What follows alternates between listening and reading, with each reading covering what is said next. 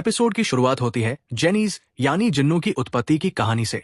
कहा जाता है कि भगवान ने उन्हें थर्सडे के दिन बनाया था, यानी उस दिन के बाद जब फरिश्ते बनाए गए थे।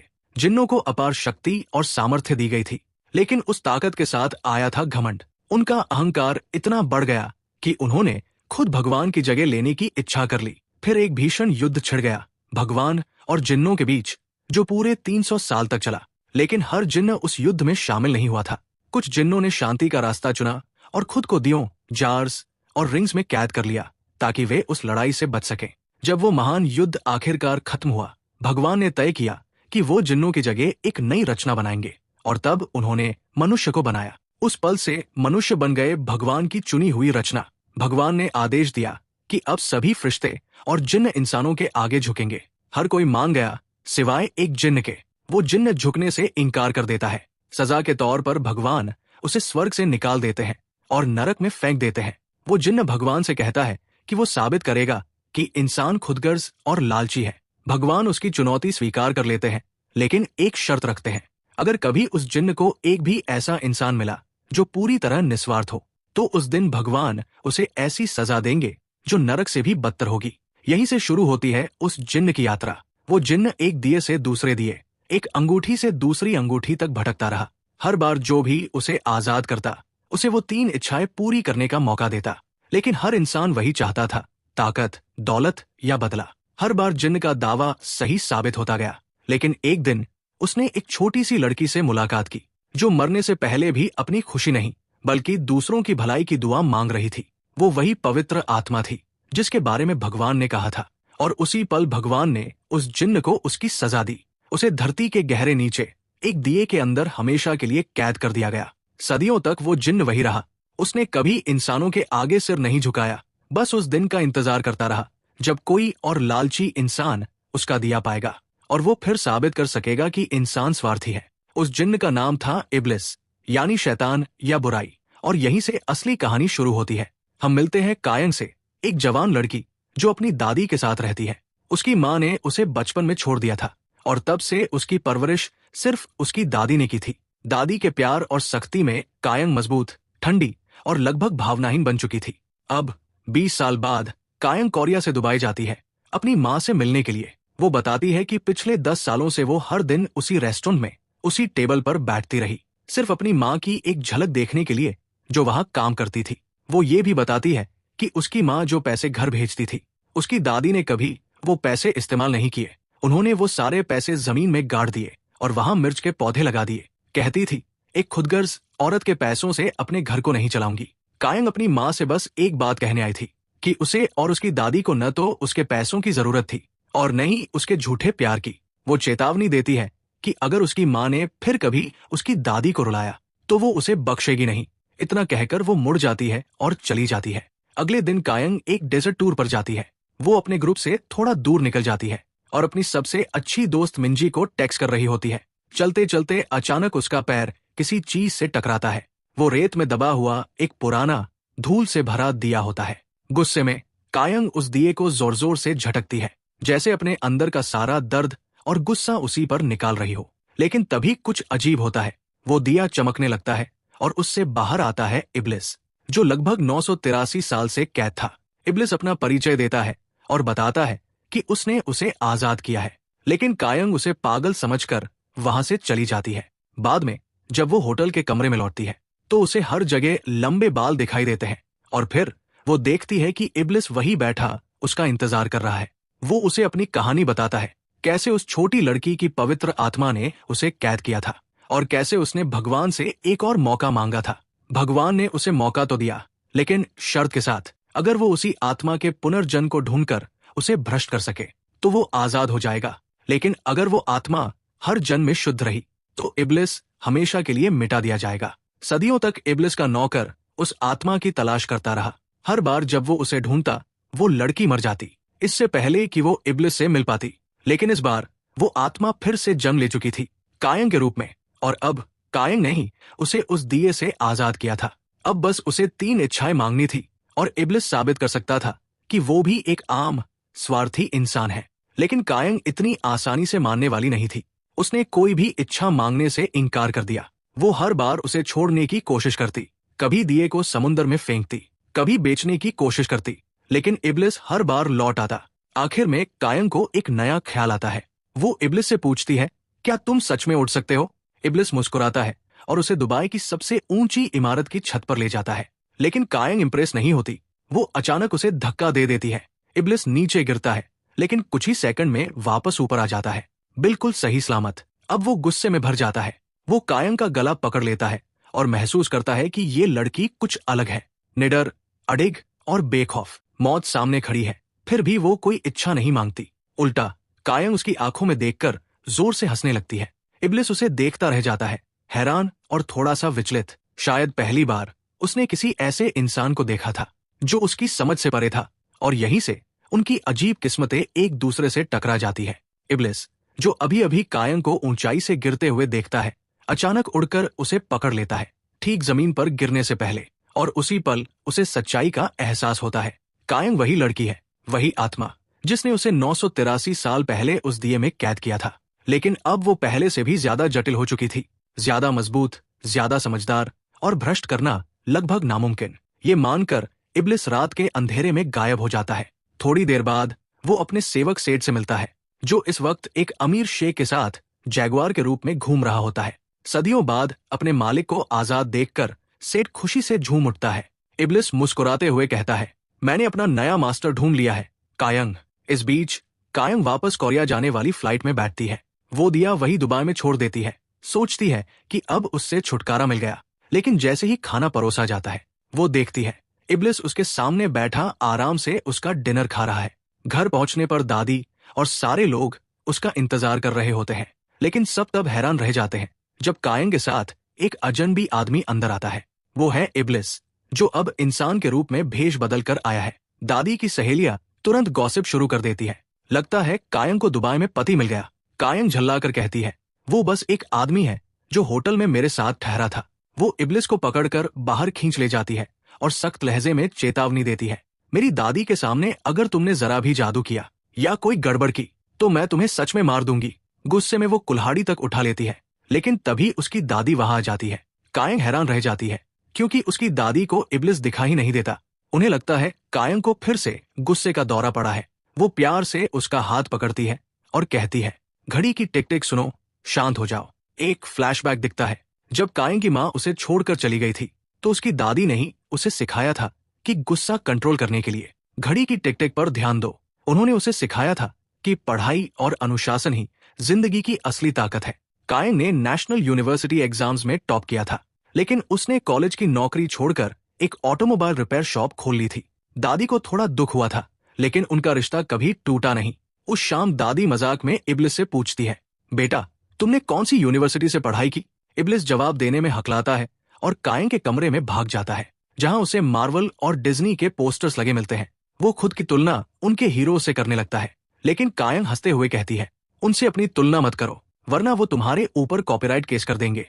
गुस्से में इब्लिस अपने नौकर सेड को लेकर साइबर कैफे चला जाता है। वो ऑनलाइन एक कंप्लेंट फाइल करता है कि एक पावरफुल जीनी को मार्वल और डिज्नी कैरेक्टर से तुलना करनी चाहिए, लेकिन ऑनलाइन यूजर्स उसे मजाक का पात्र बना देते हैं।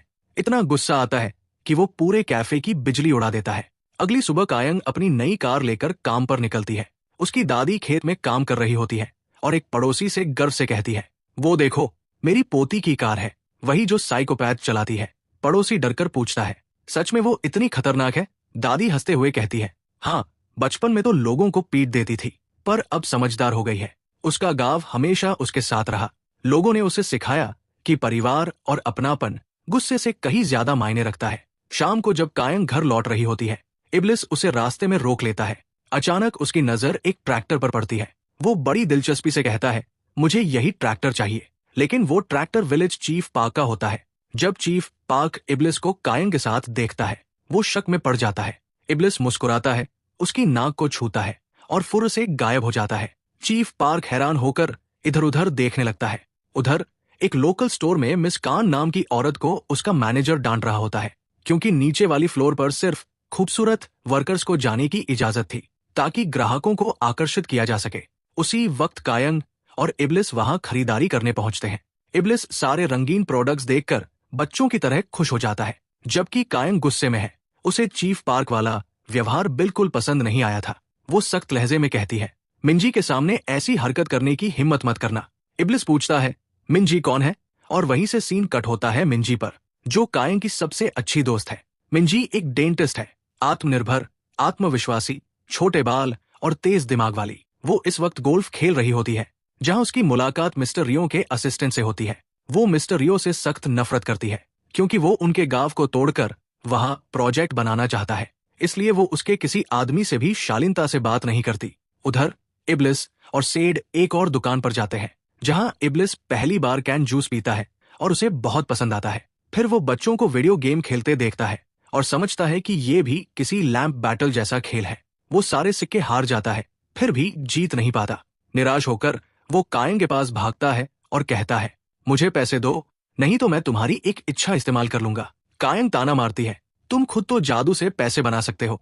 इब्लिस समझाता है, जेनीज अपने लिए जादू नहीं कर सकते। फिर वो शर्माते हुए बताता है, मैंने तुम्हारी दादी से थोड़े पैसे उधार ले लिए थे।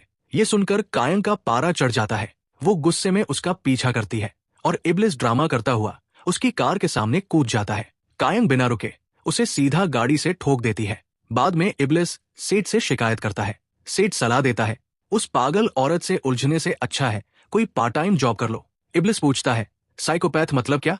सेठ उसे वापस साइबर कैफे ले जाता है और इंटरनेट पर दिखाता है। परिभाषा देखकर खुद इब्लिस भी डर जाता है। अब इब्लिस कायंग को परखने का निश्चय करता है। वो उसके गराज में जाता है, जहां कायंग काम कर रही होती है। वो दरवाजा बंद कर देता है और अंदर आग लगा देता है, ताकि कायंग डरकर कोई इच्छा मांग ले। लेकिन कायंग साइड डोर से बाहर निकलती है, एक मेटल रॉड उठाती है और इब्लिस की धुनाई कर देती है। चेतावनी देती है, दोबारा ऐसा किया तो तुम्हें जिंदा नहीं छोड़ूंगी।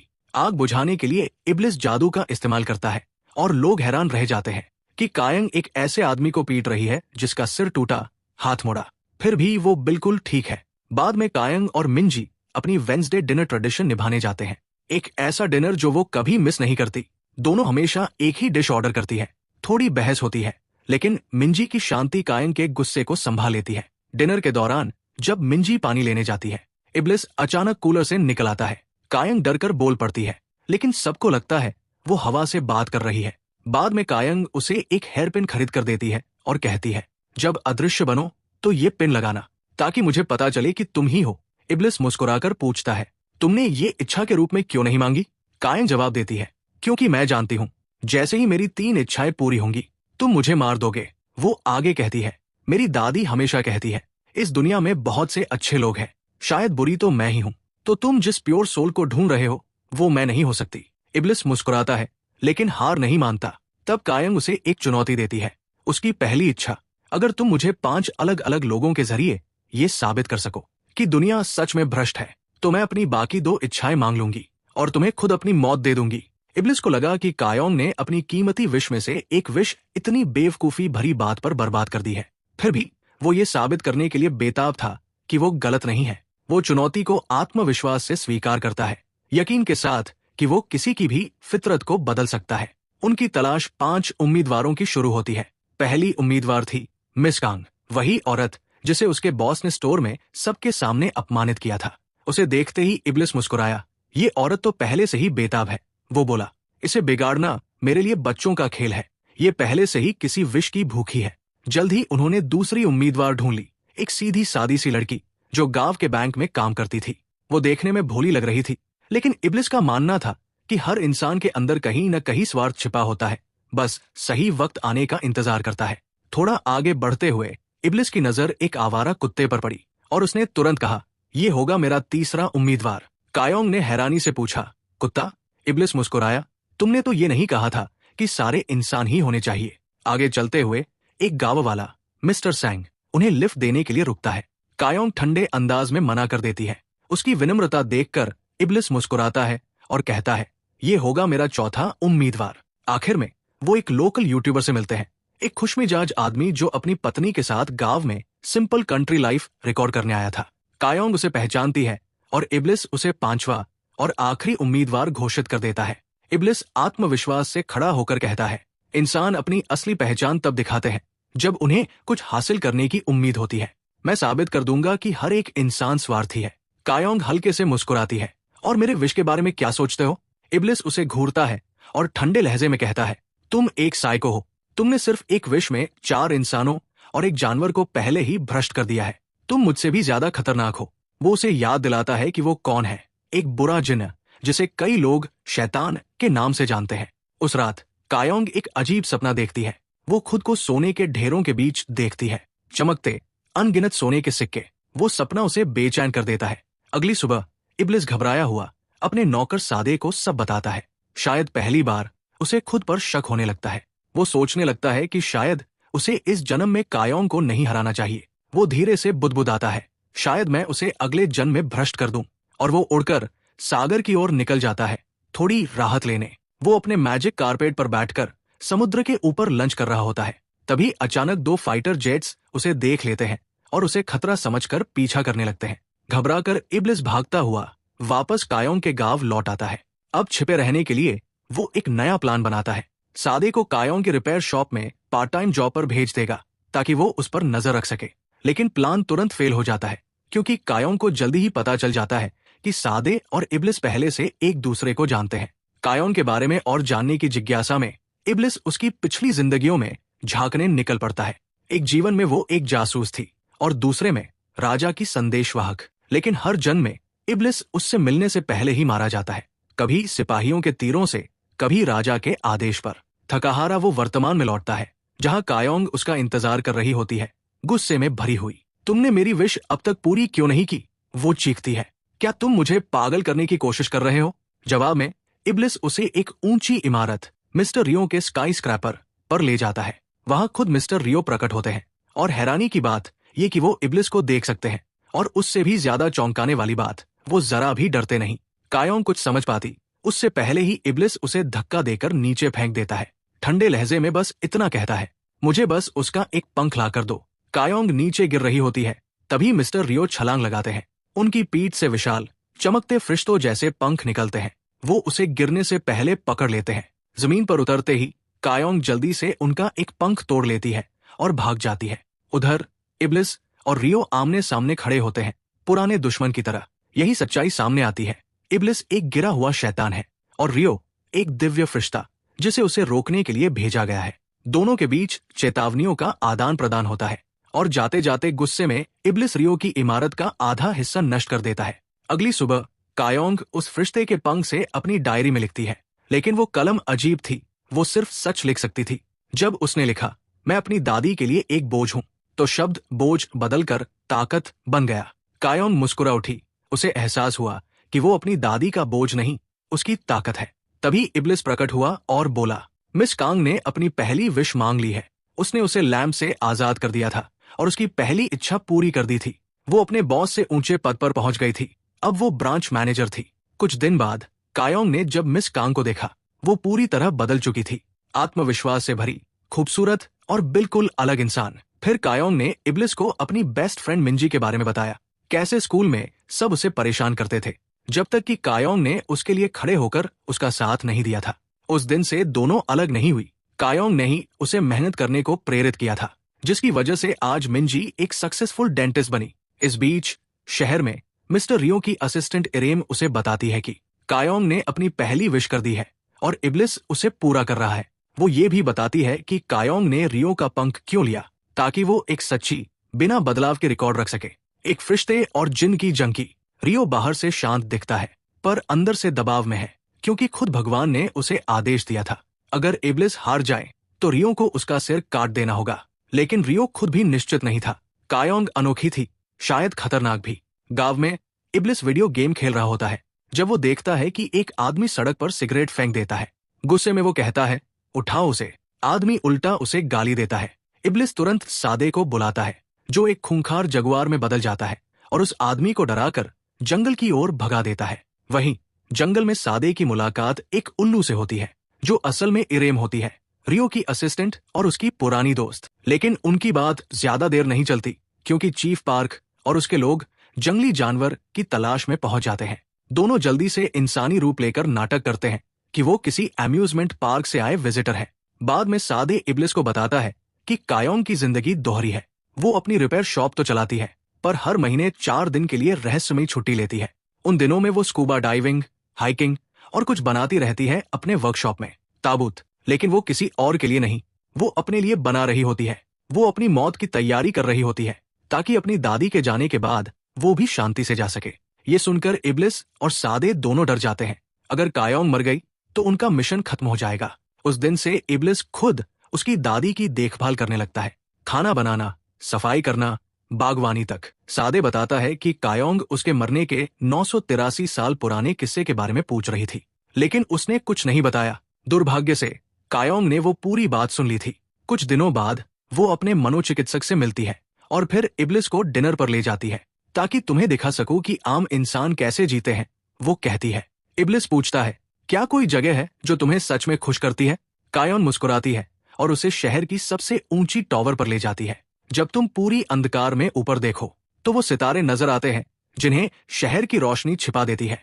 उसकी बातों से प्रभावित होकर इब्लिस पूरे शहर की लाइट्स बंद कर देता है। आसमान में हजारों सितारे चमकने लगते हैं।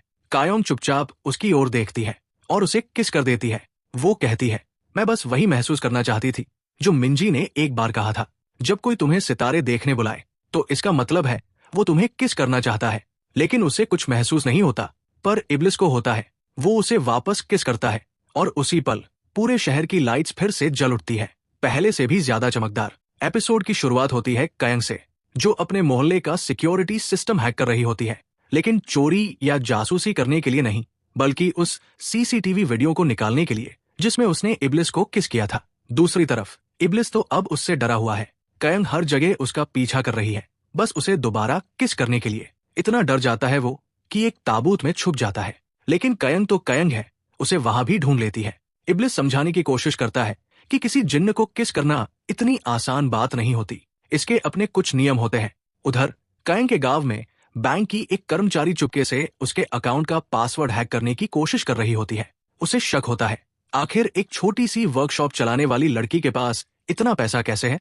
वो नोटिस करती है कि हर बार जब कायोंग बैंक आती है उसके पास एक नया महंगा हैंडबैग होता है। इसी बीच एक नया परिवार भी गांव में शिफ्ट होता है। घर पर इब्लिस टीवी ऑन करता है और परेशान हो जाता है। हर चैनल पर बस रोमांटिक के सीन चल रहे होते हैं। तभी दादी उसे पुकारती है और कल का मौसम पूछती है।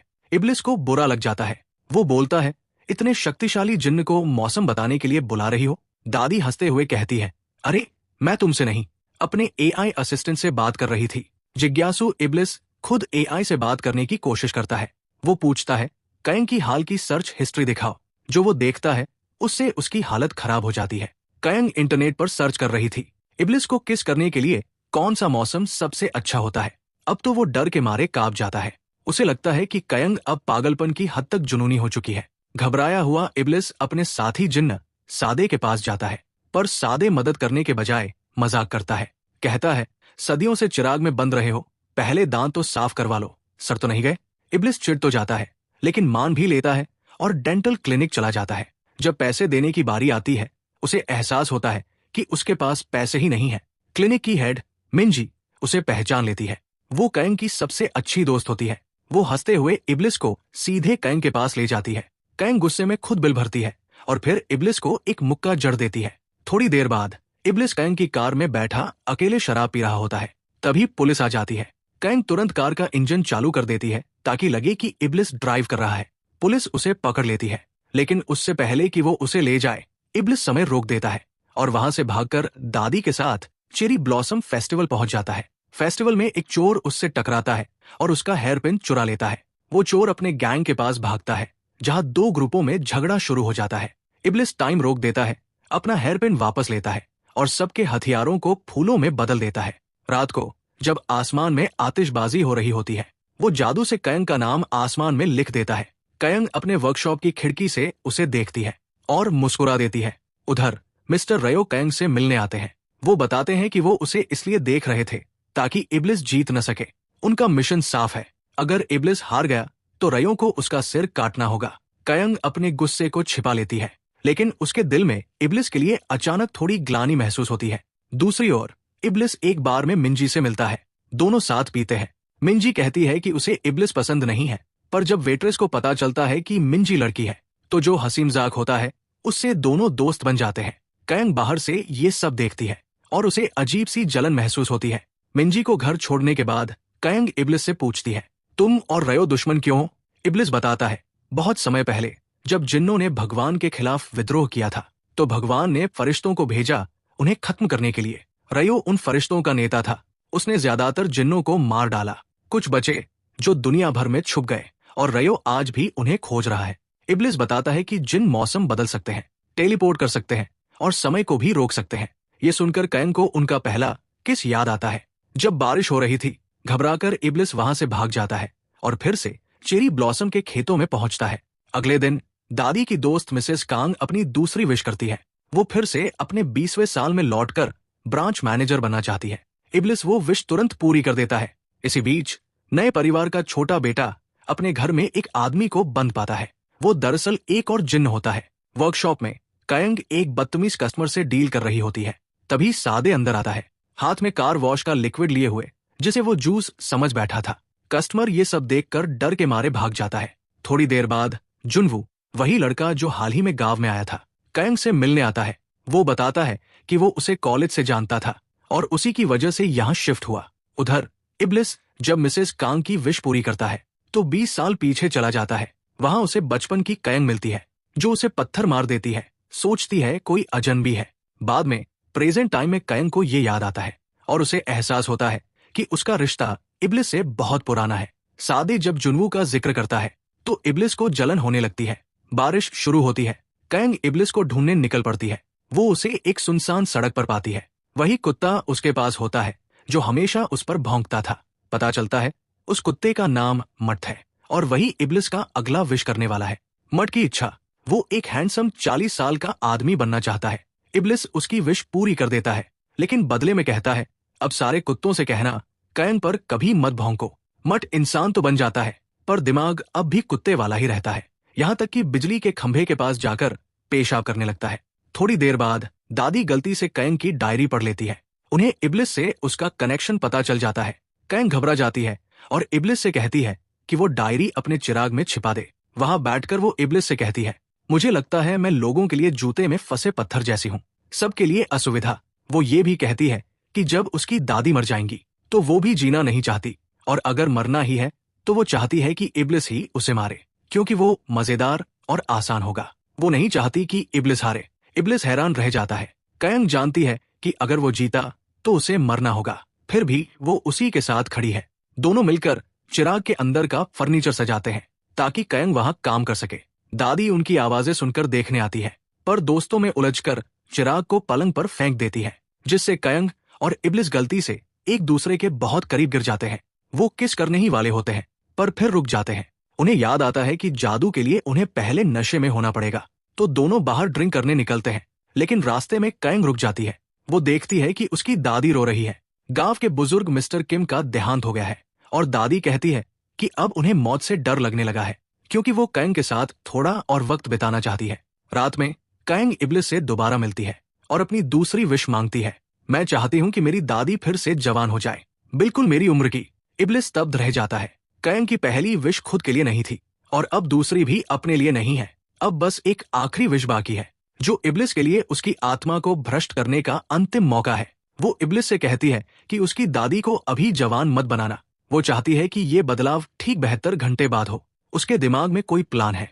अगले ही पल वो अपनी दादी को हवाई के टिकट्स देकर सरप्राइज करती है। कहती है, हम 2 दिन बाद निकलेंगे। दादी खुशी से झूम उठती है और पूरे गांव में खबर फैला देती है। हर किसी को बताती फिरती है कि वो अपनी पोती के साथ हवाई जा रही है। ये बात मिसेस कांग की सास तक पहुंच जाती है। वो मिसेस कांग को डांटती है। कहती है, ब्रांच मैनेजर बनने के बाद से तुमने अपने घर की तरफ ध्यान देना छोड़ दिया है। और सच में जब मिसेस कांग अपनी बेटी के हॉस्टल पहुंचती है तो कमरा खाली मिलता है। पता चलता है कि उनकी बेटी अपने बॉयफ्रेंड के साथ रहने लगी है और कॉलेज भी छोड़ दिया है। टूटी हुई मिसेस कांग को अपने फैसले पर पछतावा होता है। उसी वक्त इब्लिस प्रकट होता है। वो याद दिलाता है कि उसके पास एक आखिरी विश बाकी है जिससे वो सब ठीक कर सकती है। लेकिन जैसा कि वो हमेशा कहता है, इंसान स्वार्थी होता है और वैसा ही होता है। मिसेस कांग अपनी आखिरी विश दूसरों पर बर्बाद नहीं करना चाहती। इधर 72 घंटे पूरे होते हैं और कांग की दूसरी विश पूरी हो जाती है। दादी अचानक जवान हो जाती है। शुरुआत में तो वो सदमे से बेहोश हो जाती है, पर जब होश आता है और आईने में खुद को देखती है तो यकीन नहीं होता। फिर खुशी खुशी कांग की अलमारी खोलती है। कहती है, अब नई उम्र है तो कपड़े भी नए चाहिए। कांग हैरान रह जाती है। सोचती है वो सच में अपने जमाने की सबसे खूबसूरत लड़की रही होंगी। उधर मिस्टर रयो को कयंग की विश के बारे में पता चलता है। वो इब्लिस से मिलने आता है और चेतावनी देता है, ऐसे चमत्कार करना मना है। आज के दौर में अगर कोई अचानक जवान या अमीर हो जाए तो जादू के अस्तित्व का पर्दाफाश हो जाएगा और ये ईश्वरीय नियमों के खिलाफ है। इसी बीच इब्लिस मट की दूसरी विश पूरी करता है। हालांकि मट अब एक हैंडसम इंसान बन चुका है, पर उसे पहचान और पैसे चाहिए ताकि वो इंसानों में रह सके।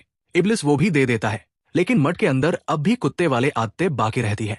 दो लड़के उसे चिढ़ाते हैं तो वो गुस्से में काट ही लेता है, जैसे कुत्ते काटते हैं। पूरा मोहल्ला हंगामे में बदल जाता है। घर पर दादी अपनी नई जवानी का खूब मजा लेने लगती है। गर्मियों में लेदर जैकेट पहनना, भागना दौड़ना, स्टंट्स करना और दिन रात शॉपिंग करना। कयंग मजबूर होकर उनके लिए नियम बनाती है। अब तुम अपनी पहचान छिपाओगी और अपने पुराने दोस्तों से दूरी रखोगी ताकि कोई तुम्हें पहचान न ले। कयंग जब दादी को संभालने में बिजी होती है तो इब्लिस को डिनर नहीं मिलता। वो गुस्से में बाहर जाकर बैठ जाता है। वही कुछ गांव वाले पत्ता गोभी की फसल काटने की तैयारी कर रहे होते हैं। इब्लिस भी चुपचाप उनके साथ काम करने लगता है। कड़ी मेहनत के बाद उसे पहली बार सैलरी मिलती है। वो इतना खुश होता है कि अगले दिन फिर लौट आता है, सिर्फ उस खुशी को दोबारा महसूस करने के लिए। उसी वक्त मिस्टर सैंग नाम का एक आदमी अपनी ट्रक से एक हिरन को टक्कर मार देता है। हिरन जिंदा होता है पर घायल। वो दया में उसे मारने ही वाला होता है कि इब्लिस वहां आ जाता है। कहता है, मैं तुम्हारी 3 विश पूरी कर सकता हूँ। मिस्टर सैंग उस पर हंसता है और मजाक में पहली विश मांग लेता है, इस हिरन को ठीक कर दो। और इब्लिस सच में उसे ठीक कर देता है। अब मिस्टर सैंग गुस्से में चिल्लाता है, ये तो मेरी टेस्ट वाली विश थी। इब्लिस शांत स्वर में कहता है, अपनी हद पार मत करना, और गायब हो जाता है, कहकर कि बाकी 2 विश सोच समझ कर मांगना। थोड़ी देर बाद इब्लिस सादे को कहता है कि वो जुनवू की जांच करे, वही लड़का जो हाल ही में गांव में आया था। सादे पता लगाता है कि कॉलेज के दिनों में कयंग और जुनवू साथ में डांस क्लास करते थे। इब्लिस को जलन होने लगती है। गुस्से में वो टाइम ट्रैवल करता है, अतीत में जाकर जुनवू की टांग चोटिल कर देता है ताकि वो अगले दिन डांस न कर पाए। इस बीच चीफ पार्क जुनवू के घर जाता है। वो देखकर हैरान रह जाता है। घर में बॉडीगार्ड्स है और अंदर एक आदमी बंधा हुआ है जो कुछ ही देर में रहस्यमयी तरीके से गायब हो जाता है। जब वो आखिर जुनवू से मिलता है तो जुनवू उसे नकली फोन नंबर देता है।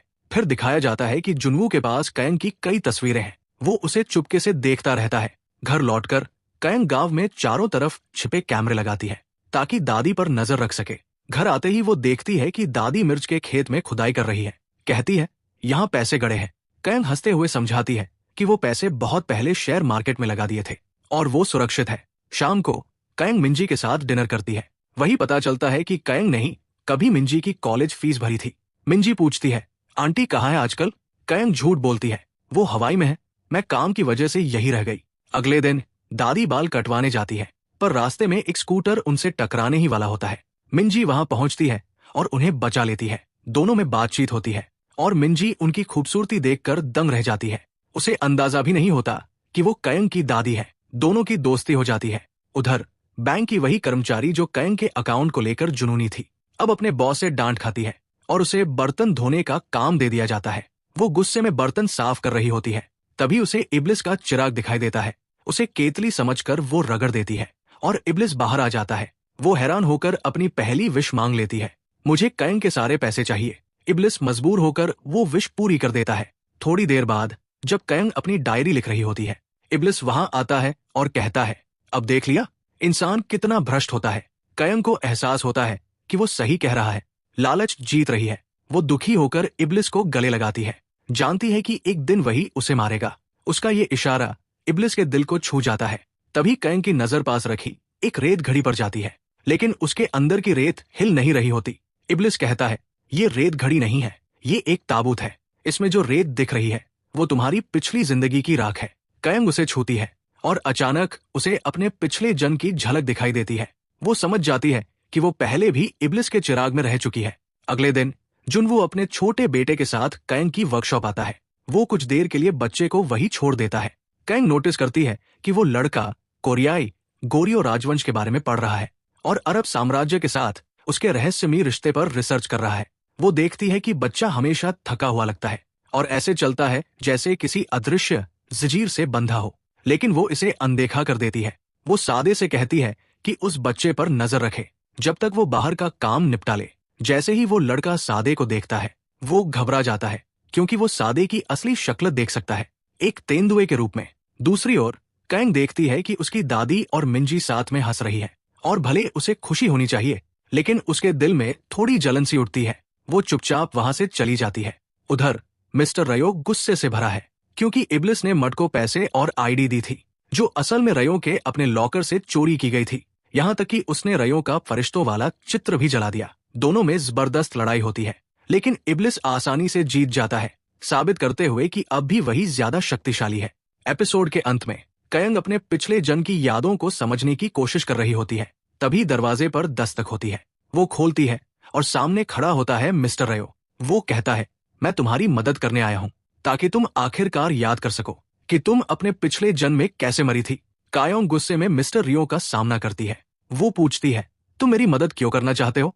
मिस्टर रियो शांत स्वर में जवाब देते हैं, क्योंकि मैं इब्लिस को मारना चाहता हूँ और तुम भी उसे हराना चाहती हो, तो क्यों ना हम दोनों मिलकर काम करें। लेकिन कायांग उस पर भरोसा नहीं करती। वो पास पड़ी एक धातु की छड़ी उठाती है और उसके चेहरे पर वार करती है, कहते हुए, तुम्हारी आंखें बता रही है कि तुम झूठे हो। उसी समय इरेम डिनर करते हुए साड़े के साथ बैठी होती है।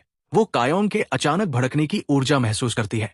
दोनों समझ जाते हैं कि इब्लिस जरूर फिर से किसी खेल में व्यस्त है, और केवल कायांग ही होगी जो मिस्टर रियो पर हमला करने की हिम्मत रखती है। अगली सुबह पुलिस कायांग की वर्कशॉप पर पहुंचती है। वो एक लापता लड़की की तलाश कर रहे होते हैं।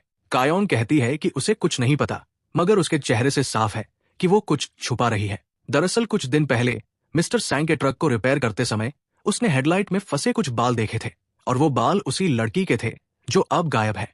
इधर साड़े इब्लिस को बताता है कि कायांग ने मिस्टर रियो पर हमला क्यों किया। दिलचस्पी से भरा इब्लिस उसे ढूंढने जाता है, लेकिन कायांग उस वक्त स्कूबा डाइविंग कर रही होती है।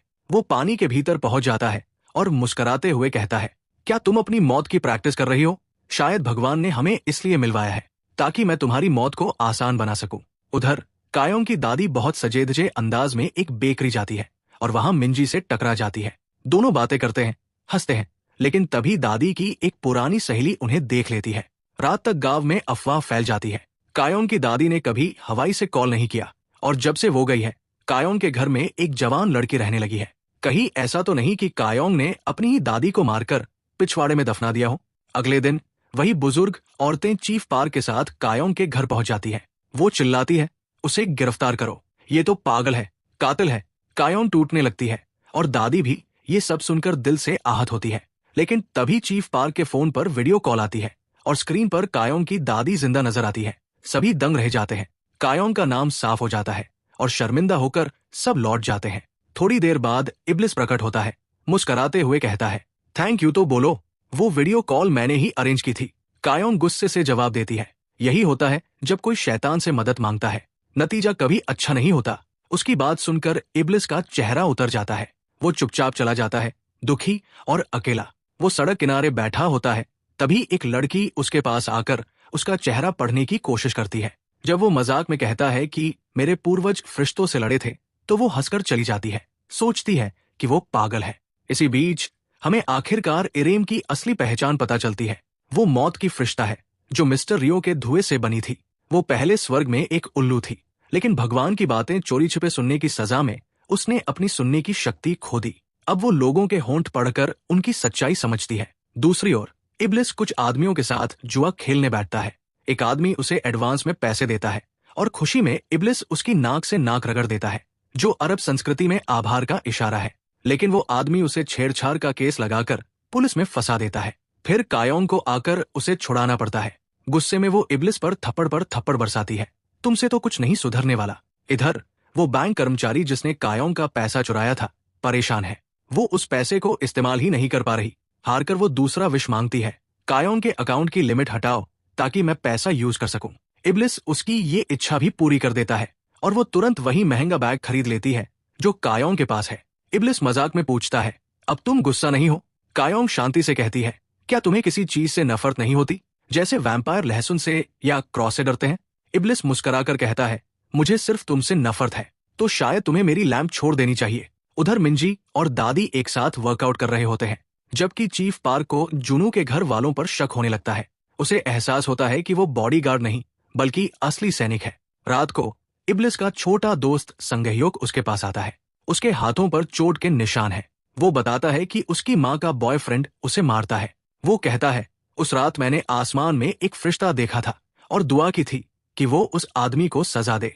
इब्लिस का दिल पसीज जाता है। वो उस आदमी को उठा ले जाता है, उसे रेगिस्तान के बीच छोड़ देता है जहां भूखे भेड़िए उसे घेर लेते हैं, और इब्लिस बिना पीछे देखे चला जाता है जबकि आदमी चीखता रह जाता है। इब्लिस फिर संगहयोग से कहता है, बहुत साल पहले मैंने अपनी कौम के लिए जंग लड़ी थी, अब मैं एक नई जंग छेड़ने वाला हूं, इस बार अपने इंसानी दोस्तों के लिए जो अन्याय झेलते हैं। तभी मिस्टर रियो प्रकट होते हैं। वो चेतावनी देते हैं, इब्लिस, तुम दुनिया का संतुलन बिगाड़ रहे हो, अच्छा बनने का दिखावा मत करो, वरना मैं सबको बता दूंगा कि तुमने कायोंग के साथ क्या किया था। ये सुनकर इब्लिस की आंखें आग की तरह चमक उठती है। उधर कायोंग अपने कमरे में बैठकर इब्लिस की लैंप की जांच करती है। वो पाती है कि इब्लिस 983 साल से कैद था, लेकिन लैंप खुद उसकी कैद के 20 साल बाद बनाई गई थी, यानी वो कुछ बहुत बड़ा राज छिपा रहा है। इधर मट सड़क किनारे अपने पिता का इंतजार करता रहता है और बैंक की वो कर्मचारी फंस जाती है। उसका बॉस पकड़ लेता है कि वो कायोंग के अकाउंट को ट्रैक कर रही है, जो रोज अपने आप भर जाता है। वो उसे धमकाता है, अगर अकाउंट को कुछ हुआ तो नौकरी गई समझो। दूसरी ओर जुनू का बेटा चुपके से अपने घर के एक कमरे में बंद जिन्न से मिलने आता है। वो उसे एक सेब देता है। यही जिन्न उसे कोरियो राजवंश की किताब देता है ताकि वो कोरिया और अरब साम्राज्य के रहस्यों को उजागर कर सके। अंत में कायोंग मिस्टर रियो के पास पहुंचती है। वो दृढ़ आवाज में कहती है, मुझे अपने पिछले जन्म की सच्चाई जाननी है। मिस्टर रियो उसे रेगिस्तान में एक पुरानी जगह पर ले जाते हैं, वही जगह जहां 1000 साल पहले उसकी मौत हुई थी। उस वक्त कोरियो राजवंश के दौरान बच्चों को गुलाम बनाकर अरब साम्राज्य में बेचा जाता था। कायोंग और उसका अपंग भाई भी उन्हीं में से थे।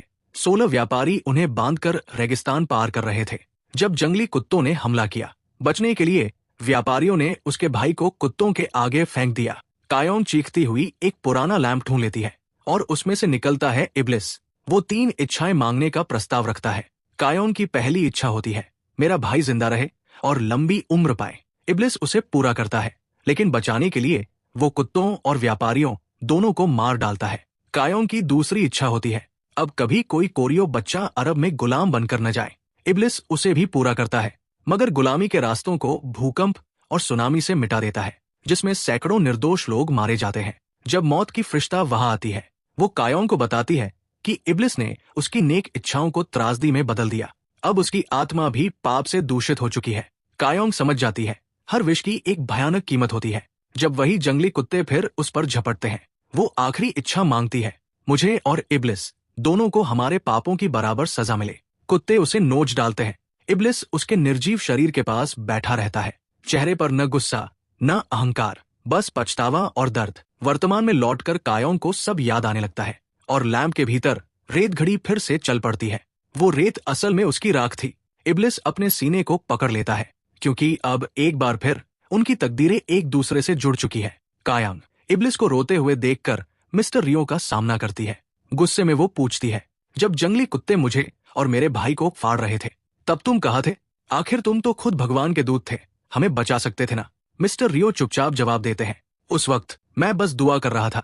ये सुनकर कायोंग का गुस्सा फूट पड़ता है। वो उसे मुक्का मार देती है और कहती है, कम से कम शैतान ने तो कोशिश तो की थी मेरी मदद करने की, एक फरिश्ते से ज्यादा।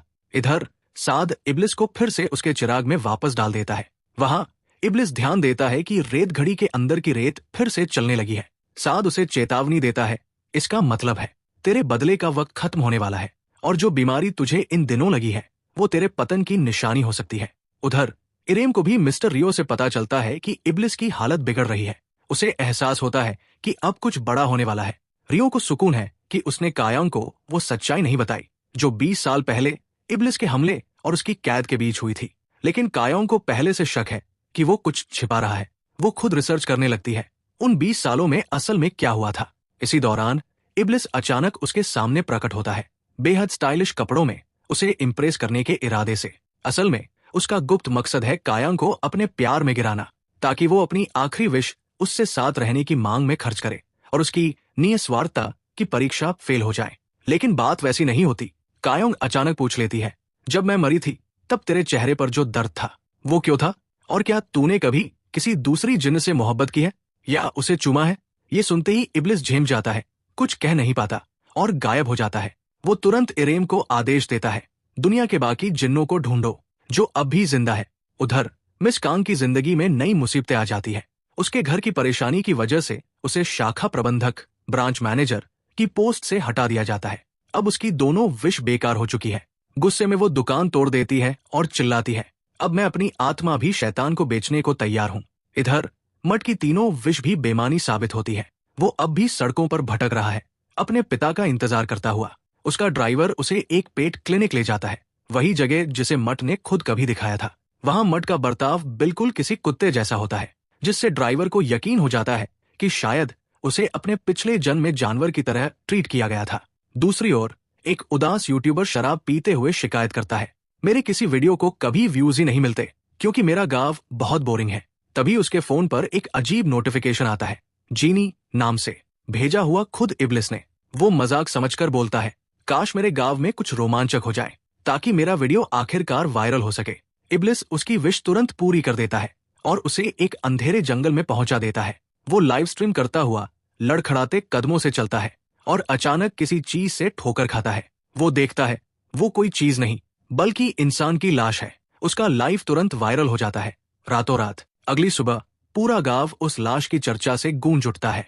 कई लोग शक जताते हैं कि ये सब साइको कहलाने वाली कायंग ने किया होगा, पर मिंजी तुरंत उसका बचाव करती है। सब गॉसिप करने वालों को अपनी क्लिनिक से बाहर निकाल देती है, यहाँ तक कि कायोंग की दादी भी। वो अफवाहें सुनकर रोने लगती है, पर जब कायोंग घर लौटती है, दादी उसका हाथ पकड़कर कहती है, मुझे पता है मेरी पोती कभी किसी को नुकसान नहीं पहुंचा सकती।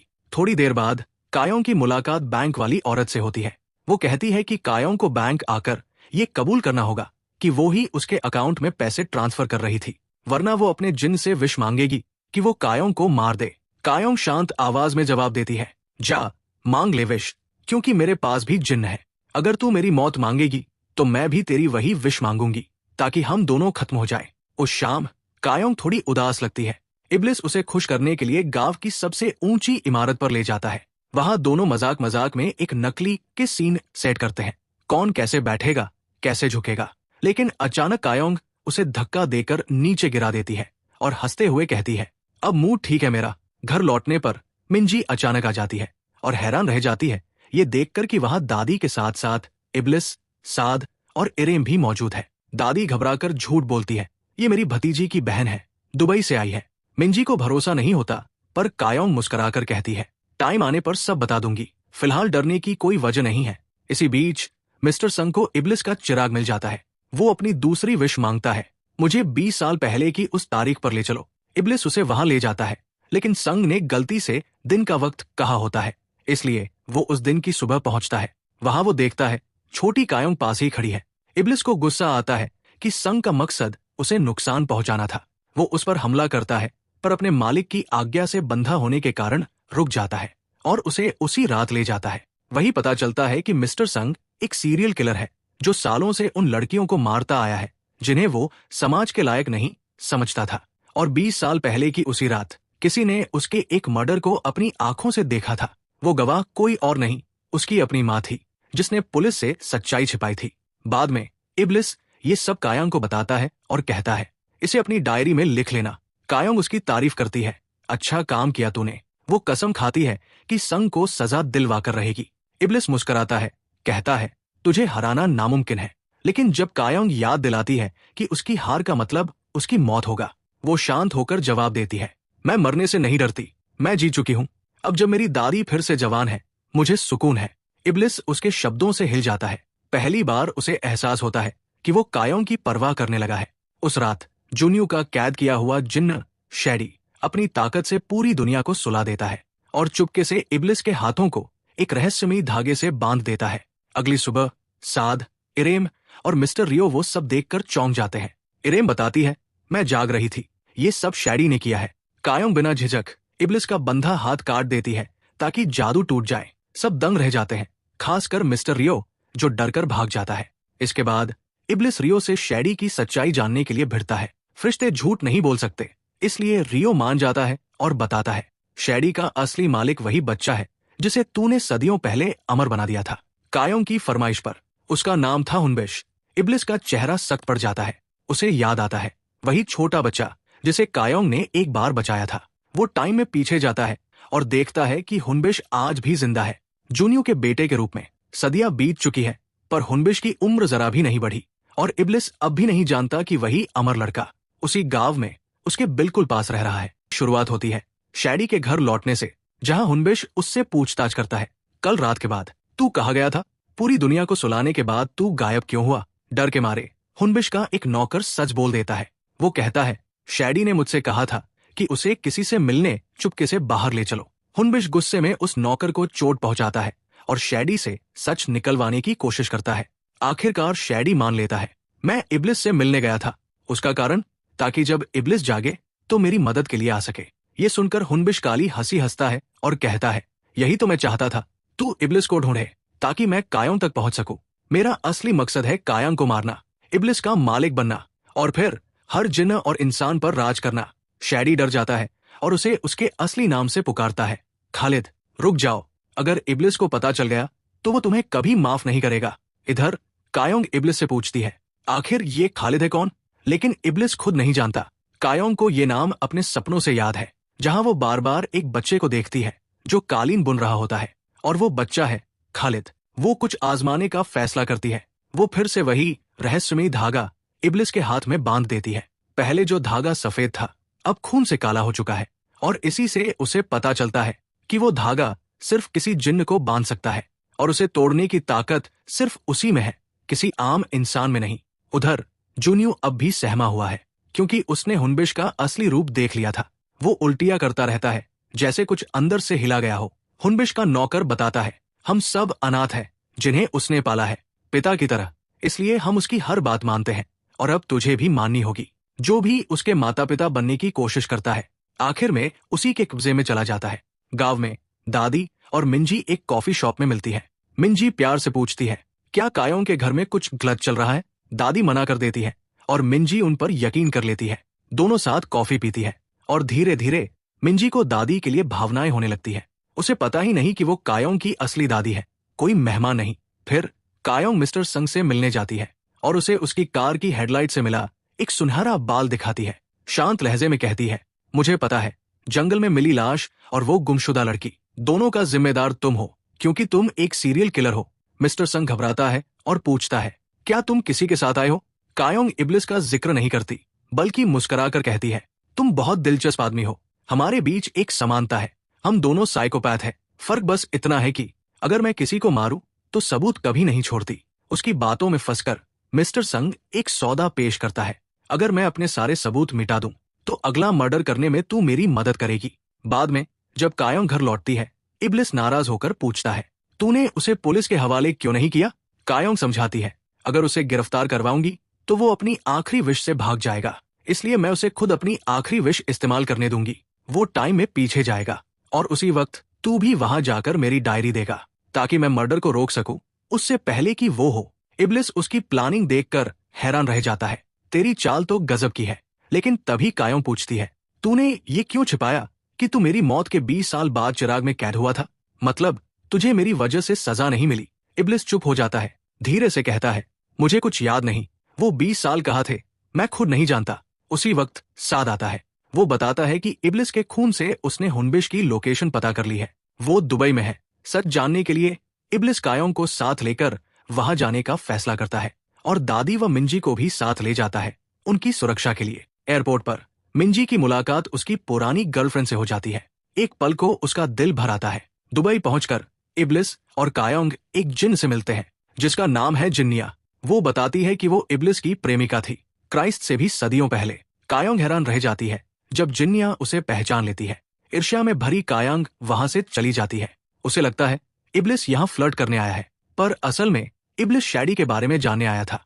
जिन्निया बताती है, शैडी ने एक इंसान औरत से शादी की थी। उनका बेटा आधा जिन्न आधा इंसान था, वही लड़का जो कालीन बुनता था। इब्लिस सोच में पड़ जाता है, लेकिन कायोंग को उसने कैसे पहचाना जबकि वो तो 8 साल की उम्र में मर गई थी? जिन्निया गलती से बोल पड़ती है, कायोंग ही वजह थी जिसके चलते तूने वो 20 साल की यादें खो दी। फिर अचानक चुप हो जाती है, मुझे आगे कुछ नहीं कहना, मना है।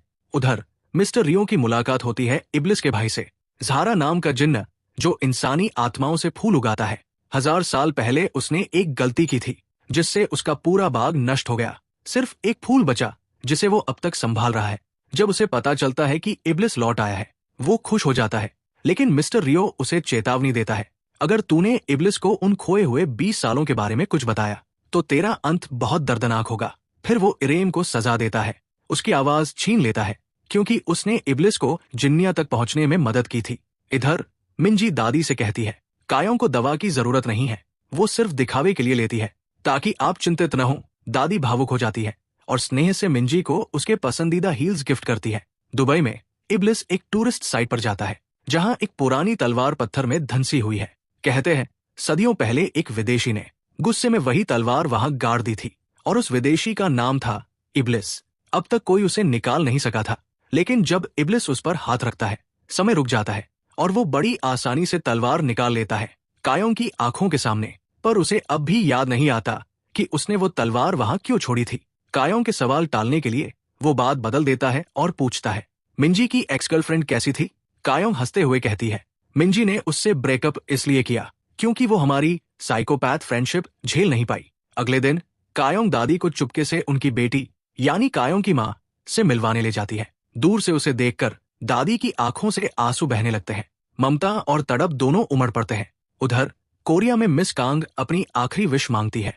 उसे याद आता है इब्लिस की वो कहानी, जहां एक आदमी ने इब्लिस को 72 साल तक रखा था और फिर विश मांगी थी कि वो अपनी पिछली 2 विश भूल जाए। वो वही मांग दोहराती है, पर इब्लिस मुस्कुराता है और कहता है, अगर मैंने वो विश कभी पूरी की होती तो क्या मुझे वो कहानी याद रहती? बहुत देर से सही, पर मिस कांग समझ जाती है वो फिर से धोखा खा चुकी है। जब कायों को ये पता चलता है, वो इब्लिस को छेड़ती है, लगता है इस बार मैं तुझसे हार जाऊंगी। फिर पूछती है, लोग कभी अपनी आखिरी विश के बाद एक और मौका मांगते हैं क्या? इब्लिस नरम आवाज में कहता है, जब उनकी आखिरी विश पूरी हो जाती है तो वो सब भूल जाते हैं, यहाँ तक कि अपने जिन्न से मिलना भी।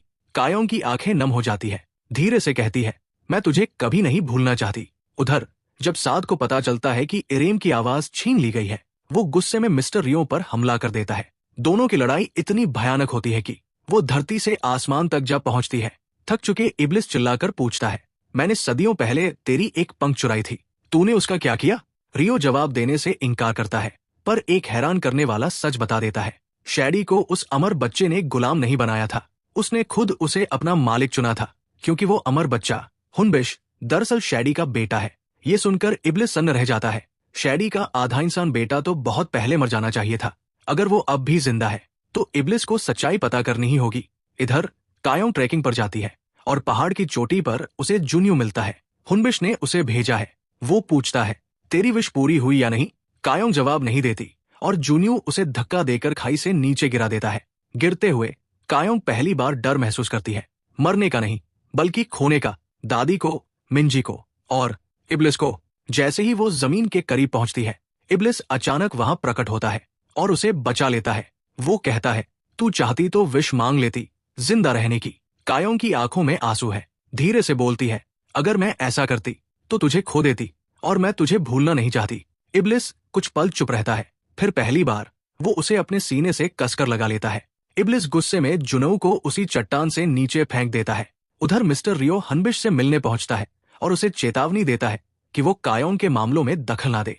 वो कहता है कि कायों की आखिरी इच्छा किसी और के लिए इस्तेमाल होनी चाहिए, क्योंकि तभी वो इब्लिस को नष्ट कर सकता है। वो सदियों से इसी मिशन की तैयारी कर रहा था। वो किसी कीमत पर इब्लिस को नया मालिक नहीं मिलने देना चाहता था, खासकर हनबिश जैसा। उसी समय इब्लिस अपने भाई जहरा से मिलने जाता है, जो उसे शॉकिंग सच बताता है शैदी के बेटे खालिद के बारे में। खालिद आधा इंसान था और एक रहस्यमयी बीमारी से धीरे धीरे मर रहा था। अपने आखिरी दिनों में वो ऐसी कालीनें बुनता था जिनके धागे कभी टूट नहीं सकते थे, और हर दिन अपने पिता को कोसता था कि उन्होंने उसे कभी बचाया क्यों नहीं। एक दिन उसी गांव में शैदी की मुलाकात हनबिश से हुई, जिसमें अमर होने की शक्ति थी। अपने बेटे को बचाने के लिए शैदी ने जहरा की मदद से काले जादू का इस्तेमाल किया और हनबिश और खालिद की आत्माएं बदल दी। हनबिश उसी पल मर गया और खालिद ने उसकी अमर देह में जीना शुरू कर दिया। लेकिन इस पाप के कारण जहरा का खूबसूरत आत्मा बगीचा पूरी तरह नष्ट हो गया। सिर्फ एक फूल बचा, वो जो उसकी गलती का प्रतीक था, जो सदियों से मुरझाया नहीं। इधर मट नाम का कुत्ता आखिरकार अपने पुराने मालिक से मिलता है, जो अब अपने छोटे बेटे के साथ रहता है। खुशी से झूमते हुए मट समझ जाता है कि वो बच्चा अब भी उसे याद करता है। वो अपनी आखिरी इच्छा जताता है, वो फिर से एक कुत्ता बनना चाहता है, ताकि अपने परिवार के साथ आखिरी सांस तक रह सके। इब्लिस उसकी इच्छा पूरी करता है और मट मुस्कुराते हुए फिर से कुत्ता बन जाता है, सड़क किनारे अपने मालिक का इंतजार करते हुए, पूंछ हिलाते हुए आखिरी बार। दूसरी तरफ दादी मिंजी के क्लिनिक जाती है, जहां उनका एक्सरे होता है। फिर जब वो फूड बैंक में होती है, मिस्टर रियो वहां आता है और उन्हें कड़वा सच बताता है। भले ही इब्लिस ने अपने जादू से उन्हें जवान बना दिया हो, लेकिन उनकी जिंदगी के दिन वही है जो पहले थे। उनकी जवानी सिर्फ एक भ्रम थी। जिस दिन उनके घर के बाहर वाले पेड़ पर फिर से फूल खिलेंगे, वो दिन उनका आखिरी दिन होगा। दादी की आंखें भर आती है, लेकिन वो शांत होकर अपनी नियति स्वीकार कर लेती है। उधर कायोंग बैंक से सारा पैसा निकालती है और कहती है कि उसे सब नकद चाहिए। वो बैंक कर्मचारी, जो अब कुछ नहीं पा सकेगी, गुस्से में फट पड़ती है। घर लौटकर कायोंग सीसीटीवी देखने लगती है, लेकिन तभी खालिद और उसके आदमी पहुंच जाते हैं। वो पूछते हैं कि दिया कहाँ है, क्योंकि वो कायोंग की आखिरी इच्छा के बाद उसे पाना चाहते हैं। कायोंग जवाब देने से मना कर देती है, तो वो उस पर हमला करते हैं, लेकिन साद एक तेंदुए में बदलकर उन सबको मार भगाता है। तभी चीफ पार्क अपनी टीम के साथ पहुंचता है और कायोंग बताती है कि तेंदुआ उसका पालतू है। वो चीफ पार्क से कहती है कि उसकी मेहमान यानी दादी का ध्यान रखे। इस बीच इब्लिस गुप्त रूप से शैदी से मिलने जाता है, जो खालिद की कैद में है। वो उसे चेतावनी देता है, अपने बेटे को रोक लो, वरना वो खुद शैदी को नर्क में घसीट ले जाएगा। वो कहता है कि कायोंग को अब आखिरी इच्छा जल्द करनी होगी, ताकि वो चैन से नर्क लौट सके और खालिद का मालिक ना बने। शैदी समझ जाता है कि उसके बेटे की लालच अब हद से बढ़ चुकी है। रात को जब कायोंग दुकान बंद करके घर लौट रही होती है, तो कुछ चोर उसका पीछा करते हैं, क्योंकि उन्होंने देखा था कि उसने बैंक से नकद निकाला है। वो उसे चोट पहुंचाने की कोशिश करते हैं, पर इब्लिस वहां आकर उन्हें नर्क की झलक दिखा देता है। डरे हुए चोर भाग जाते हैं। कायोंग मुस्कुराकर कहती है, अगर तुम मेरी आखिरी इच्छा के बाद कभी वापस धरती पर आए, तो मैं भी तुम्हारे साथ नर्क चलूंगी, क्योंकि वो जगह काफी कूल लगती है। वो हंसकर उसे गले लगाती है, पर इब्लिस कुछ नहीं कहता, बस उसे घर छोड़ आता है। थोड़ी देर बाद मट लौटता है, खून खांसते हुए। वो जानता है कि उसका मालिक उसे बीमारी की वजह से छोड़ गया था, फिर भी वो खुश होकर कहता है, मुझे बस आखिरी बार अपने भाई को देखना है। इब्लिस उसकी इच्छा पूरी करता है। मट फिर से कुत्ता बन जाता है, सड़क के किनारे लेटा हुआ अपनी आखिरी सांस तक। फिर इब्लिस कायोंग को बताता है कि जब भगवान ने उसे बनाया था, तो उसे भी 3 इच्छाएं दी थी। पहली, दूसरों की इच्छाएं पूरी करने की शक्ति। दूसरी, भ्रष्ट आत्माओं को नर्क भेजने की। जब कायोंग पूछती है तीसरी इच्छा क्या थी, तो इब्लिस कहता है उसे याद नहीं, लेकिन ज़हरा ने उसे बताया था। जब कायोंग 8 साल की उम्र में मरी थी, तो इब्लिस ने भगवान से रो रो कर एक ही बात मांगी थी, उसे जिंदा कर दो। भगवान ने उसकी दुआ सुन ली। कायोंग को 20 साल की जिंदगी दी, लेकिन सजा के तौर पर इब्लिस की वो सारी यादें मिटा दी, क्योंकि उसने कोई भयानक पाप किया था। कायोंग उसे उदास देखकर कहती है, चलो तुम्हारी पसंदीदा जगह चलते हैं।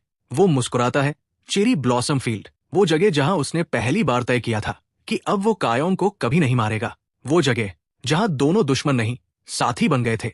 उधर मिस्टर रियो इरेम की आवाज लौटा देता है, और मिंजी जब दादी का एक्सरे देखती है, तो चौंक जाती है। वो समझ जाती है कि वो जवान औरत असल में दादी ही थी। रात में कायोंग इब्लिस के दिए के अंदर जाती है, जहां दीवारों पर अजीब अरबी लिखावट होती है। दोनों मिलकर उन्हें पढ़ने की कोशिश करते हैं और समझते हैं कि ये इब्लिस नहीं लिखी थी अपने खोए हुए 20 सालों में मिस्टर रियो के पंख से। लेकिन सच अभी अधूरा था। वो साद, इरेम और रियो को बुलाते हैं, पर कोई कुछ नहीं बोलता, यहाँ तक कि इरेम अपनी इंद्रियां काट देती है, ताकि कोई उसे सच बताने पर मजबूर ना कर सके। तभी इब्लिस को मिस्टर सैंग का संदेश मिलता है। वो अपनी आखिरी इच्छा पूरी करने के लिए तैयार है। कायोंग उसे अपनी डायरी देती है और कहती है कि वो ब्लॉन्ड लड़की के गुम होने वाले दिन में लौट जाए। इब्लिस उसे रोकने की कोशिश करता है, कहता है, तुम्हारा दिल बहुत कमजोर है। पर कायोंग मुस्कुराकर कहती है, अगर मैं मर भी गई तो तुम सिर्फ मेरे लिए मरना। इब्लिस मिस्टर सैंग के साथ अतीत में लौटता है। वहां पुरानी कायोंग को ढूंढकर उसे वो डायरी देता है, जिसमें आने वाले सारे घटनाक्रम लिखे हैं। कायोंग सब समझ जाती है और सुनहरी बालों वाली लड़की को बचाने के लिए दौड़ पड़ती है। इब्लिस उसे हवा में उठाकर वहां ले जाता है। वो सही वक्त पर पहुंचती है। वो मिस्टर सैंग को हरा देती है और इब्लिस पुलिस को बुला देता है। सीरियल किलर आखिरकार गिरफ्तार हो जाता है। कायोंग उसका शुक्रिया अदा करती है और पूछती है, क्या अब हम दोस्त हैं? इब्लिस बस मुस्कुराता है, क्योंकि अब वो उससे प्यार करने लगा है। यहाँ तक कि जब वो उसके सामने खड़ी होती है, तो भी उसे उसकी कमी महसूस होती है। रात को जब कायोंग सोने का नाटक करती है, इब्लिस धीरे से कहता है, मैं अपने खोए हुए 20 साल जरूर ढूंढूंगा, क्योंकि वो यादें सिर्फ तुम्हारी है। और जब वो दिए की दीवारों पर खुदे शब्द पढ़ता है, सबसे ज्यादा लिखा था एक शब्द हबीब थी, जिसका मतलब होता है सच्चा प्यार। वो मुस्कुराता है, उसकी ओर झुकता है और दोनों के होंठ मिलते हैं, हमेशा के लिए, एक अमर वादा बनकर। सीन की शुरुआत होती है बैंक की उस कर्मचारी से जो अब अपनी नौकरी खो चुकी होती है। उधर यूट्यूबर अपनी पत्नी को जिन्न की इच्छाओं के बारे में बताता है। दोनों ये सोचने लगते हैं कि आखिर उन्हें क्या मांगना चाहिए। उसकी पत्नी कहती है, क्यों ना हम मेरे पापा के कैंसर को ठीक करने की इच्छा मांगे। लेकिन यूट्यूबर गुस्से में मना कर देता है, उसे ये सब बेकार की बात लगती है। इसी बीच कहानी में खुलासा होता है खालिद के अतीत का। जब उसकी आत्मा हुनबिश के अमर शरीर में आई थी, तब उसने कालीन बुनने की अपनी कला भी खो दी थी और जिन्न जैसी कोई शक्ति भी नहीं बची थी। वो अब मर तो नहीं सकता था, लेकिन खुद को बिल्कुल बेकार समझता था, अमर पर शक्तिहीन। यही वजह थी कि वो इब्लिस का दिया पाने के लिए इतना बेचैन था, ताकि उसे असली ताकत मिल सके। दूसरी ओर इब्लिस मिस्टर रयो से मिलता है और पूछता है कि कयोंग के पास जिंदगी के कितने दिन बचे हैं। वो डरा हुआ है, उसे डर है कि कहीं कयोंग की मौत फिर से उसके अंदर वही पुराना गुस्सा न जगा दे, वही गुस्सा जिसने पहले एक पूरे शहर को तबाह कर दिया था। पर मिस्टर रयो कुछ नहीं बताता। इसके बजाय इब्लिस आयरेम को एक गुप्त मिशन सौंपता है। उधर दादी बहुत प्यार से कयोंग और इब्लिस के लिए लंच तैयार करती है। वो चाहती है कि उनके बचे हुए दिन कुछ अच्छे यादों में बदल जाए। लंच के दौरान इब्लिस और कयोंग चिकन लेग पीस के लिए मस्ती में झगड़ते हैं और दादी मुस्कुराती है। वो साफ देख सकती है कि दोनों के बीच गहरा रिश्ता बन चुका है, एक ऐसा बंधन जो कभी टूट नहीं सकता। बाद में इब्लिस अपना दिया एक चाय की केतली में बदल देता है और कयोंग को देता है। वो कहता है, इसे हमेशा अपने पास रखना, तुम्हारी आखिरी इच्छा सिर्फ तुम्हारे हाथों में रहनी चाहिए, यही हमें खालिद से बचाएगी। उसे डर है कि कहीं खालिद फिर से उसे अपनी जादुई डोरियों में न बांध ले, जिससे वो बेबस हो जाएगा। इब्लिस कहता है, अगर ऐसा हुआ तो अपनी आखिरी इच्छा खुद को बचाने के लिए इस्तेमाल करना। लेकिन कयोंग साफ मना कर देती है। वो कहती है, मैं इसे तुम्हें बचाने के लिए इस्तेमाल करूंगी। दूसरी ओर यूट्यूबर अपनी बढ़ती फॉलोइंग देखकर बहुत खुश होता है, लेकिन उसकी पत्नी अब उसकी स्वार्थी हरकतों से तंग आ चुकी है। वो तलाक मांगती है और कहती है कि उसे जिन्न की एक इच्छा अपने पिता को बचाने के लिए चाहिए। यूट्यूबर गुस्से में चला जाता है, जबकि उसकी पत्नी उसका पूरा चैनल डिलीट कर देती है। वो कहती है, अगर इच्छाएं तुम्हारी है तो चैनल मेरा है। गुस्से में यूट्यूबर इब्लिस को ढूंढता है और दूसरी इच्छा मांगता है, मेरी बीवी सब कुछ भूल जाए, जिन्न और इच्छाओं के बारे में। इब्लिस ठंडे चेहरे से उसकी इच्छा पूरी कर देता है। गांव में मिंजी दादी के पुराने घर जाती है, जहां रिश्तेदार बताते हैं कि जो जवान औरत उसे अक्सर दिखती है, वो दरअसल दादी ही है, जिनकी जादुई शक्ति से युवा बनी हुई। मिंजी का दिल टूट जाता है। उसे एहसास होता है कि उसकी प्रेम कहानी एक बार फिर अधूरी रह जाएगी। इधर दादी कयोंग के लिए अचार और सॉस बनाती रहती है, पर अंदर ही अंदर उन्हें पता है वो शायद ज्यादा दिन नहीं जिएंगी। वो बस चाहती है कि कयोंग उनके बनाए स्वाद को याद रखे। कयोंग फिर कहती है, मैं चाहती हूँ कि हम दोनों साथ में कुछ यादें बनाएं। दादी की मौत से पहले वो एक छोटी सी सियोल ट्रिप प्लान करती है। ये सुनकर इब्लिस को अपना पुराना दोस्त सांगह्योक याद आता है, जिसके साथ वो वीडियो गेम खेला करता था। वो भी सोचता है कि उसे आखिरी बार मिलाए। सियोल में कयोंग दादी को शॉपिंग चलने के लिए कहती है, लेकिन दादी मना कर देती है और उसे फोटो बूथ ले जाती है। वो कहती है, मैं चाहती हूँ कि तुम्हारी यादों में मैं हमेशा खूबसूरत लगूं। कयोंग को उनकी बात कुछ अजीब लगती है, क्योंकि उसे नहीं पता कि दादी को अपने जाने का पूरा एहसास हो चुका है। उसके बाद कयोंग मिंजी से अपनी बुधवार की डिनर मीटिंग के लिए मिलती है, जबकि दादी पूजा की चीजें खरीदने निकलती है। अपने पति की आत्मा के लिए वो आखिरी बार श्राद्ध करना चाहती है। थोड़ी देर बाद कयोंग दुबई जाती है जिन्या से मिलने। प्लेन में उसे खालिद के आदमी पीछा करते दिखते हैं। वो उसे पकड़ भी लेते हैं, लेकिन जिन्या वक्त पर आकर उसे बचा लेती है। बातचीत के दौरान कयोंग पूछती है, क्या इब्लिस ने कभी सच्चा प्यार किया था? जिन्या बताती है, बहुत साल पहले मुत्तालिब नाम का एक इंसान था जिसने कयोंग को मार दिया था। उस गम में इब्लिस ने सोने की बारिश बरसाई और पूरा शहर मिटा दिया। ये सुनकर जिन्या जलन में असली बारिश बुलाने ही वाली थी, लेकिन कयोंग वहां से चली जाती है। इधर आयरेम सादे से कहती है कि कोई हमें सच नहीं बता रहा, कोई बड़ा राज छुपाया जा रहा है। वो कहती है, जब वक्त आए तो हमें अपने मालिक का साथ देना होगा, चाहे कुछ भी हो। उधर यूट्यूबर फिर से गुस्से में आता है और अपनी दूसरी इच्छा का इस्तेमाल करता है।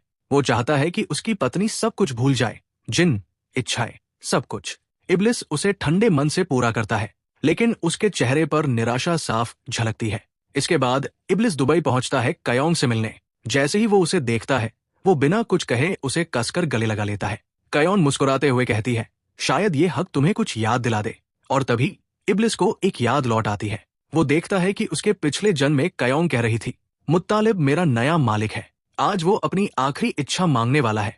उस इच्छा के बाद वो दोनों अरब छोड़कर गोरेओ जाने वाले थे, नई जिंदगी शुरू करने के लिए। लेकिन कुछ ऐसा हुआ जिसने इब्लिस के अंदर का तूफान फोड़ दिया और पूरा शहर राख बन गया। वो अब भी सब याद नहीं कर पाता, पर उस दर्द को भूल नहीं सकता।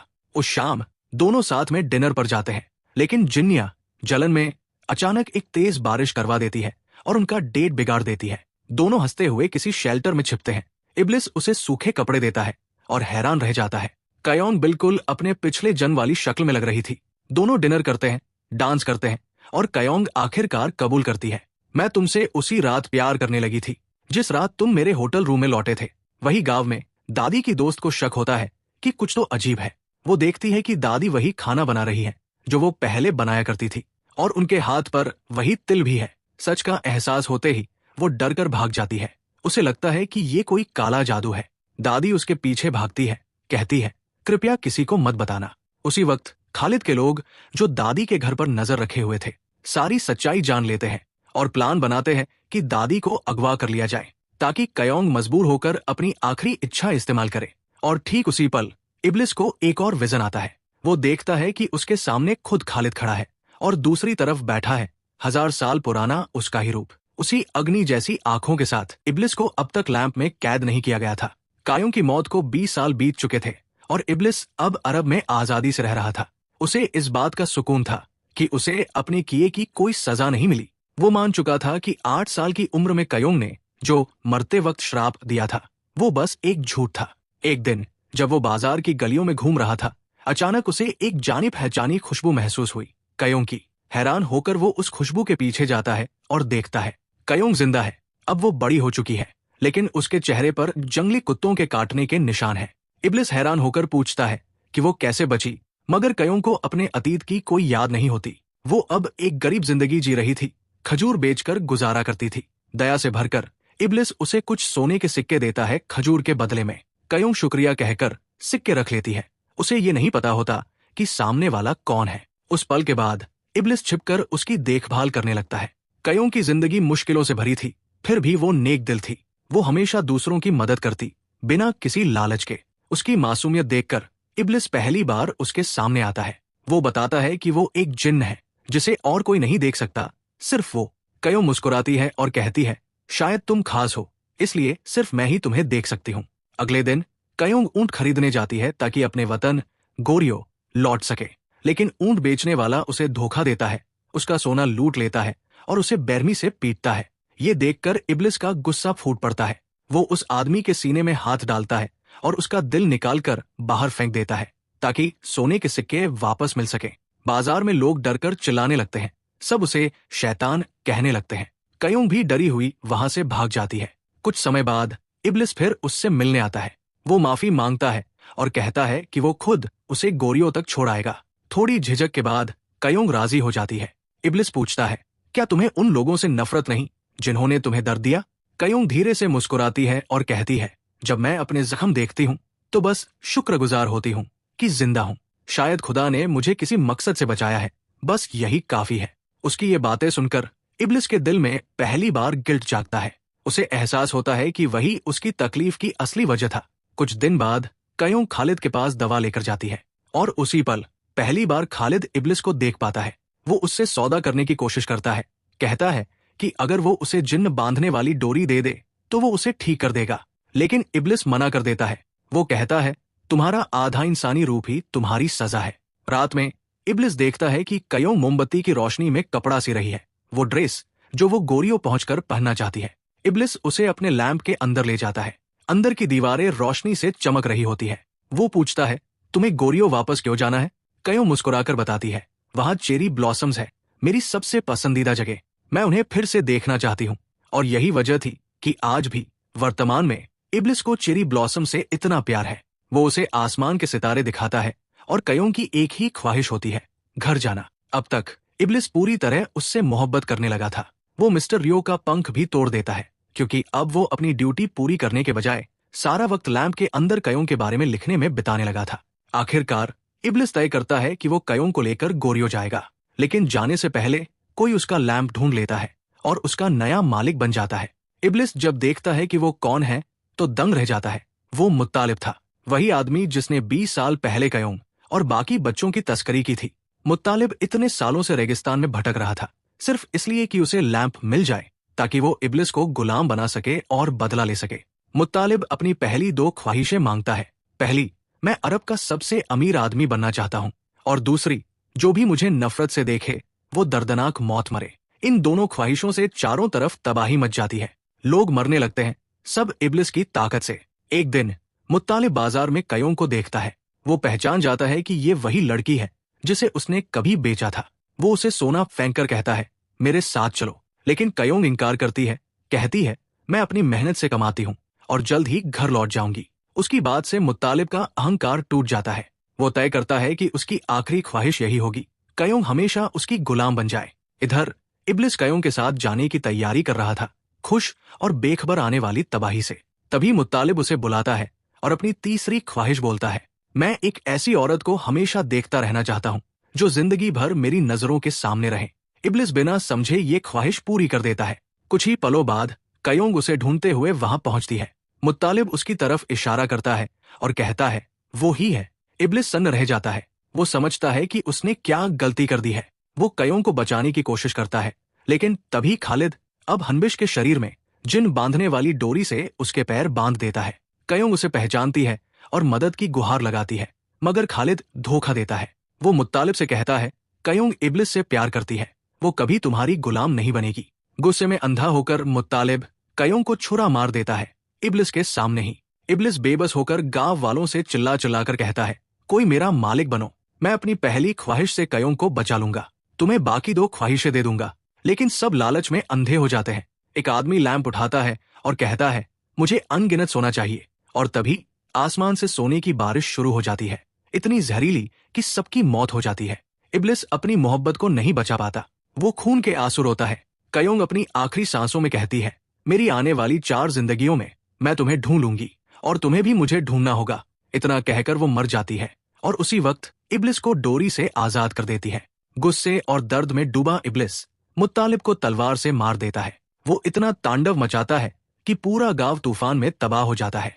उन मरे हुओं में हनबिश की रूह भी होती है। वो इब्लिस का शुक्रिया अदा करता है कि उसने उसका बदला लिया और कहता है, अगली जिंदगी में कयोंग की हिफाजत करना।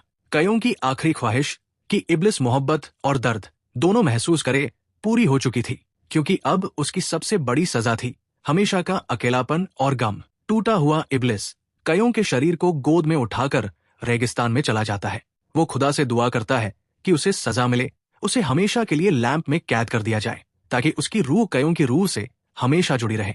और उसी पल उनकी किस्मतें एक दूसरे से बंध जाती है, सदियों के लिए। वर्तमान में दादी की दोस्त गुस्से में लोगों को कयोंग के घर के बाहर इकट्ठा करती है।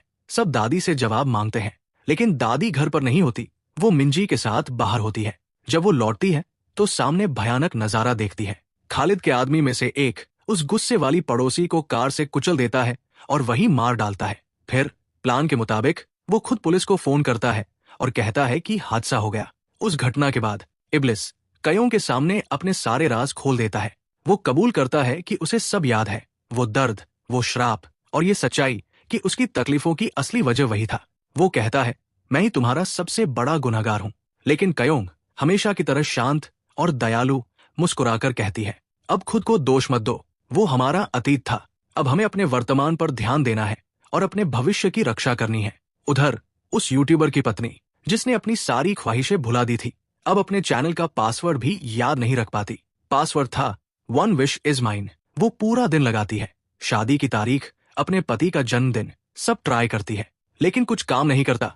इसी कोशिश के दौरान उसका पति एक बात समझता है, वो पासवर्ड उनके रिश्ते से जुड़ा था। उससे पता चलता है कि उसकी पत्नी ने हमेशा सब कुछ उनके प्यार के इर्द गिर्द रखा था। ये देखकर उसका दिल पिघल जाता है और आखिरकार उसे समझ आता है कि उसे अपनी आखिरी ख्वाहिश किस चीज के लिए इस्तेमाल करनी चाहिए। इधर इब्लिस और कयोंग मिंजी की क्लिनिक पहुंचते हैं, जहां दादी छिपी हुई होती है। कयोंग सबको एक सुरक्षित जगह ले जाती है, इब्लिस के लैंप के अंदर। वो कहती है, तुम सब यही रहो, मैं और इब्लिस जाकर खालिद का सामना करेंगे। उसी वक्त एक और जगह पर मट के माँ बाप अपने बेटे की बातें सुन रहे होते हैं। मट कहता है, मेरे कुत्ते ने बताया कि मेरा खिलौना कहाँ है। पहले वो लोग हंसते हैं, लेकिन धीरे धीरे उस पर यकीन करने लगते हैं। फिर भी वो उसे अपने पास वापस नहीं लेते, उसकी जगह किसी और को अपना बेटा बना लेते हैं। वो उसका पुराना ड्राइवर होता है, जो अब छोड़े गए कुत्तों के लिए एक शेल्टर चलाता है। पहले वो मड के लिए काम करता था, अब अमीर और नेकदिल इंसान बन चुका है। उसे मड की कोई याद नहीं, लेकिन जानवरों से उसका गहरा रिश्ता है, जैसे कोई पुराना नाता अब भी बाकी हो। उधर कयोंग बैंक की एक महिला कर्मचारी के पास जाती है, अपने सारे पैसे लेकर। वो कहती है, मैं ये सब तुम्हें देती हूँ, बदले में अपनी आखिरी ख्वाहिश मुझे बेच दो। महिला हैरान होकर पूछती है, ऐसा क्यों? कयोंग शांति से जवाब देती है, अगर तुमने नहीं बेची तो मैं अपनी ख्वाहिश से तुम्हारी ख्वाहिश रद्द कर दूंगी। महिला समझ जाती है कि उसके पास खोने के लिए कुछ नहीं है। वो मान जाती है और अपनी आखिरी ख्वाहिश कयोंग को सौंप देती है। थोड़ी देर बाद मिस्टर रियो फिर कयोंग के सामने आता है, उसे बहकाने की कोशिश करता है, लेकिन इस बार कयोंग डटकर उसका सामना करती है। वो कहती है, तुम खुदा के नाम के पीछे छिपते हो क्योंकि तुम्हें इब्लिस से जलन है। वो एक जिन्न होकर भी तुमसे ज्यादा नेक दिल है। मिस्टर रियो गुस्से में कहता है, मैं ही इब्लिस को खत्म करूंगा, चाहे कुछ भी हो जाए। थोड़ी देर बाद कयोंग और इब्लिस फिर मिलते हैं। इब्लिस कहता है, हमारा पुराना शर्त खत्म हो गया है। इंसान न पूरी तरह बुरा साबित हुआ, न पूरी तरह अच्छा। मठ, बैंक की महिला और वो यूट्यूबर, सबने अपनी आखिरी ख्वाहिश दूसरों के लिए इस्तेमाल की। यहाँ तक कि वो यूट्यूबर गलती से अपनी ससुर के कैंसर के ठीक होने की दुआ मांग लेता है और वो सच में ठीक हो जाते हैं। ये सुनकर इब्लिस पहली बार मुस्कुराता है। वो कहता है, अब मैं खालिद का सामना करने के लिए तैयार हूँ। फिर वो कयोंग से पूछता है, अगर मैं मुश्किल में पड़ गया तो क्या तुम मुझे बचाने आओगी? कयोंग कुछ नहीं कहती, बस उसे गले लगा लेती है। उधर खालिद एक नकली शादी का नाटक रचाता है और कयोंग से कहता है कि वो एक ऐसी गीत गाए जो लोगों को सुला दे, लेकिन खुद को बचाने के लिए खालिद अपने कान जख्मी कर लेता है ताकि संगीत न सुन पाए। इसी दौरान इब्लिस वहां पहुंचता है। खालिद अपने जादुई धागों से उसे बांध देता है और उसी वक्त मिस्टर रियो के आदेश पर इरेम चुपके से घर में घुसकर इब्लिस का लैंप चुरा लेती है। फिर खालिद अपने पिता को उन धागों से आजाद करता है, लेकिन अगले ही पल उन्हीं धागों से उसे मार देता है। इब्लिस गुस्से से कांप उठता है। वो कसम खाता है कि अब खालिद को खत्म कर देगा, क्योंकि न उसमें इंसानी अच्छाई है और न जिन की ईमानदारी। कुछ देर बाद खालिद कयोंग को पकड़ लेता है। वो लैंप का पता पूछता है, कयोंग मना कर देती है। खालिद धमकी देता है, नहीं बताई तो मार दूंगा। कयोंग मुस्कुराकर कहती है, तुम मुझे कभी नहीं पकड़ पाओगे। और तभी वो गायब हो जाती है। अगले ही पल वो इब्लिस के पास प्रकट होती है। दरअसल ये सब कयोंग की चाल थी। जो कोड वर्ड उसने बोला था, उसी से बैंक कर्मचारी की आखिरी ख्वाहिश एक्टिवेट हो गई, जिससे वो सीधा इब्लिस के पास पहुंच गई। खालिद सोचता है कि उसने अपनी ख्वाहिश बर्बाद कर दी, लेकिन उसे ये नहीं पता कि उसके पास एक आखिरी ख्वाहिश अब भी बची है। कयोंग उस आखिरी ख्वाहिश से इब्लिस को उसकी जंजीरों से आजाद कर देती है। अब दोनों मिलकर खालिद को खत्म करने निकलते हैं। इब्लिस पवित्र धागे लेकर ज़हरा के पास जाता है, वो श्रापित फूल नष्ट करने के लिए, जिससे खालिद जिंदा है। लेकिन तभी मिस्टर रियो वहां आता है। वो कहता है, अगर तुम मरे तो कयोंग तुम्हें भूल जाएगी और फिर से एक पागल इंसान बन जाएगी। इब्लिस मना कर देता है। कयोंग का दिल साफ है, वो हमेशा दूसरों की मदद करती है और यही वजह है कि खुदा ने हमें दोबारा मिलाया। दोनों के बीच फिर वही जंग शुरू हो जाती है, वैसी ही जैसी हजारों साल पहले हुई थी। उधर खालिद मिंजी और दादी को लैंप से निकालता है ताकि उन्हें मार सके, लेकिन साद आगे बढ़ता है। वो दोनों की रक्षा करते हुए जान दे देता है।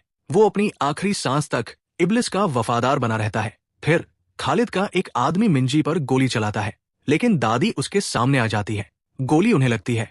मरते वक्त वो सारे जादुई धागे निकल जाती है ताकि खालिद उन्हें कभी इस्तेमाल न कर सके। खालिद कयोंग को दादी की लाश के सामने घसीट कर लाता है और उन धागों को निकालने की कोशिश करता है। उसी वक्त चीफ पार्क पुलिस के साथ वहां पहुंचता है। कयोंग ने पहले ही उसे चेतावनी दी थी, जब गांव के सारे पक्षी मर जाए, समझ लेना कुछ भयानक होने वाला है। वापस रेगिस्तान में इब्लिस मिस्टर रियो के पंख काट देता है, लेकिन उसे जिंदा छोड़ देता है। वो कहता है, मुझे अब भी तुम्हारी जरूरत है ताकि सब कुछ सही तरीके से खत्म हो। मिस्टर रियो आखिरकार अपनी नफरत छोड़ देता है। खालिद आखिरी बार कोशिश करता है। वो कयोंग को मारना चाहता है ताकि इब्लिस सामने आए, लेकिन इब्लिस उस अमर फूल पर तलवार चला देता है और फूल टूटते ही खालिद खुद अपने धागों में फंसकर मर जाता है। इब्लिस कयोंग के पास भागता है, उसकी आंखों में आंसू है। वो जीत तो गए, लेकिन बहुत कुछ खो दिया। साद और दादी अब नहीं रहे। दादी के अंतिम संस्कार में उनकी बेटी यानी कयोंग की माँ आती है। वो जोर जोर से रोती है, हालांकि कभी अपनी माँ की परवाह नहीं की थी। वो कहती है, मेरे पोते से अंतिम संस्कार करवाओ। कयोंग नहीं करेगी, क्योंकि उसमें कोई भावना नहीं है। लोग आपस में फुसफुसाने लगते हैं। कयोंग पत्थर दिल है, लेकिन सच्चाई सिर्फ वही जानती है कि उसके अंदर तूफान चल रहा है। वो सिर्फ इसलिए चुप है क्योंकि उसने सारी जिंदगी अपनी भावनाओं को छिपाना सीखा है। कायोंग अपनी दादी के जाने के बाद घर के हर कोने में उनके छोड़े हुए छोटे छोटे नोट्स पाती है। हर नोट में एक प्यारा सा संदेश लिखा होता है, जिंदगी कैसे जीनी है, खुद का ख्याल कैसे रखना है। जब कायोंग उन्हें पढ़ रही होती है, तभी बैंक की एक महिला उसके घर आती है। वो वही महिला होती है जिसे कायोंग ने पहले अपने पैसे दिए थे। वो कहती है, मैं तुम्हारे पैसे लौटाने आई हूँ। लेकिन कायोंग, जो अब अपने अतीत का बहुत हिस्सा भूल चुकी है, मुस्कुराकर कहती है, रख लीजिए, ये उन दिनों का शुक्रिया है जब आपने मेरी मदद की थी। मगर बैंक की वो महिला मना कर देती है। वो कहती है, मुझे बस अपनी पुरानी जिंदगी और अपनी नौकरी वापस चाहिए। कायोंग उसकी बात सुनकर बहुत भावुक हो जाती है। वो सारे पैसे लेकर अपने घर के बाहर मिर्च के पौधों के नीचे गाड़ देती है, जैसे कह रही हो, अब मुझे इन पैसों की जरूरत नहीं। अगले दिन मिंजी कायोंग से मिलने आती है और उसे एक चौंकाने वाली बात बताती है कि उसने सिर्फ दादी को नहीं खोया, बल्कि उस औरत को भी जिससे वो प्यार करती थी। जब दादी थोड़े वक्त के लिए एक जवान औरत में बदल गई थी, मिंजी को उनसे प्यार हो गया था। मिंजी दादी के आखिरी शब्द भी बताती है, कायोंग मेरी दुनिया की सबसे कीमती चीज है। ये सुनकर कायोंग चुप रह जाती है। वो सोचती है, अब उसके पास बचा ही क्या है, दादी जा चुकी है, मिंजी आगे बढ़ चुकी है और कायोंग को लगता है अब इस दुनिया में उसके लिए कुछ नहीं बचा। वो आखिरी बार इब्लिस को बुलाने के लिए दिया रगड़ती है, मगर वो नहीं आता। दिन हफ्तों में और हफ्ते महीनों में बदल जाते हैं। आखिरकार कायोंग खुद दुबई के रेगिस्तान तक पहुंच जाती है, बस इब्लिस को ढूंढने के लिए। जब इब्लिस को एहसास होता है कि कायोंग उसे ढूंढते ढूंढते मर जाएगी, तो वो मजबूर होकर सामने आता है। कायोंग फिर अपनी आखिरी इच्छा रखती है। वो मरना चाहती है, लेकिन इस बार हर वो एहसास महसूस करके जो उसने जिंदगी भर मिस किए, अपनी दादी का प्यार, मिंजी की दोस्ती और इंसानियत की गर्माहट। वो कहती है, ये मेरी एकमात्र स्वार्थी इच्छा है। मैं भ्रष्ट इसलिए बनी थी ताकि तुम्हें बचा सकूं। इतिहास में पहली बार महान जिन्न इब्लिस एक इंसान के सामने झुक जाता है। वो कहता है, मैं तुमसे प्यार करता हूँ कायोंग, और फिर हमेशा के लिए गायब हो जाता है। कायोंग पहली बार सच्ची भावनाएं महसूस करती है। वो रोती है, हंसती है, टूटती है, लेकिन उसके चेहरे पर संतोष है। उधर इब्लिस मिस्टर रियो के पास लौटता है अपनी सजा स्वीकार करने के लिए, मगर जब रियो बताता है कि कायोंग की उम्र अगले दिन खत्म हो जाएगी, तो इब्लिस पहली बार भगवान से प्रार्थना करता है, एक इंसान की जिंदगी के लिए। अगली सुबह आयरम, वो औरत जिसने कभी खालिद को दिया था, कायोंग के पास आती है माफी मांगने। वो अपनी गलती समझ चुकी होती है। वो कायोंग की सारी भूली हुई यादें वापस कर देती है। कायोंग को सब याद आ जाता है, इब्लिस से उसकी मुलाकात, उसका असली रूप और वो गहरा प्यार जिसके लिए उसने खुद को कुर्बान कर दिया। टूटी हुई कायोंग फिर रेगिस्तान लौटती है और वही अपनी आखिरी सांस लेती है। कायोंग की मौत की खबर पूरे गांव में फैल जाती है। लोग सच्चे दिल से शोक मनाते हैं। अब उन्हें समझ आता है, वो कभी पागल नहीं थी, बस किस्मत ने उसे गलत समझा। उसके अंतिम संस्कार में मिंजी आती है। वो उसकी अस्थियों को छू कर रोती है और तभी उसके पीछे कायोंग खड़ी दिखाई देती है। अब वो एक जिन बन चुकी होती है। वो मुस्कुराकर कहती है, मैं तुम्हारी सेवक हूँ मिंजी, तुम्हारी 3 इच्छाएं पूरी कर सकती हूँ। मिंजी थोड़ा मुस्कुराती है और 3 इच्छाएं मांगती है। पहली, कायोंग हर हफ्ते उसके साथ डिनर करे। दूसरी, हर गरीब बच्चा उसके क्लिनिक में मुफ्त इलाज पा सके। कायोंग दोनों इच्छाएं तुरंत पूरी कर देती है। लेकिन तीसरी इच्छा मिंजी जानबूझकर नहीं मांगती, क्योंकि उसे पता है ऐसा करने से उनकी दोस्ती खत्म हो जाएगी और वो कायोंग को भूल जाएगी। दोनों ऐसे ही साथ रहते हैं जैसे कभी इब्लिस और कायोंग रहते थे। चेरी ब्लॉसम फेस्टिवल के दिन मिंजी कायोंग को सरप्राइज देती है, एक खूबसूरत आतिशबाजी शो। लेकिन वो नजारा देखकर कायोंग को इब्लिस याद आ जाता है और वो फूट फूट कर रो पड़ती है। अगले दिन मिंजी उसे उसी जगह ले जाती है जहां कायोंग की अस्थियां दबी थी और अपनी आखिरी इच्छा मांगती है, कायोंग, चाहे तुम जहां भी हो, जिन्न हो या आत्मा, हमेशा खुश रहो और अपने प्यार से फिर मिलो। कायोंग उसे रोकने की कोशिश करती है, लेकिन इच्छा पूरी हो जाती है। मिंजी सब भूल जाती है और कायोंग गायब हो जाती है। 1 साल बाद चेरी ब्लॉसम के मौसम में कायोंग अपनी दादी की आत्मा को फूलों के बीच मुस्कुराते देखती है।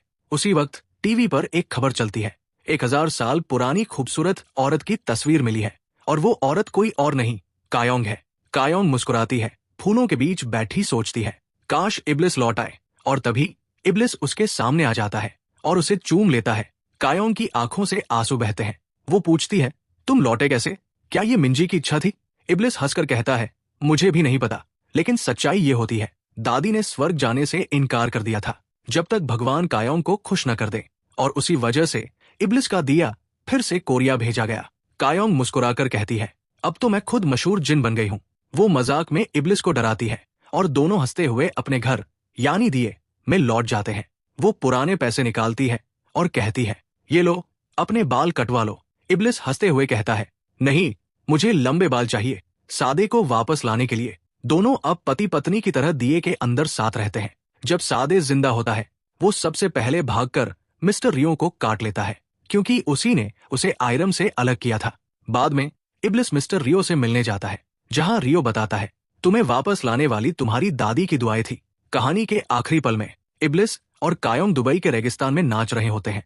ऊपर से दादी मुस्कुराती हुई उन्हें आशीर्वाद देती है कि वो हमेशा खुश रहें। और इसी के साथ ये जादुई भावनात्मक कहानी एक खूबसूरत अंत तक पहुंचती है। अगर आपको ये कहानी पसंद आई हो तो चैनल को सब्सक्राइब करना न भूलिए। धन्यवाद।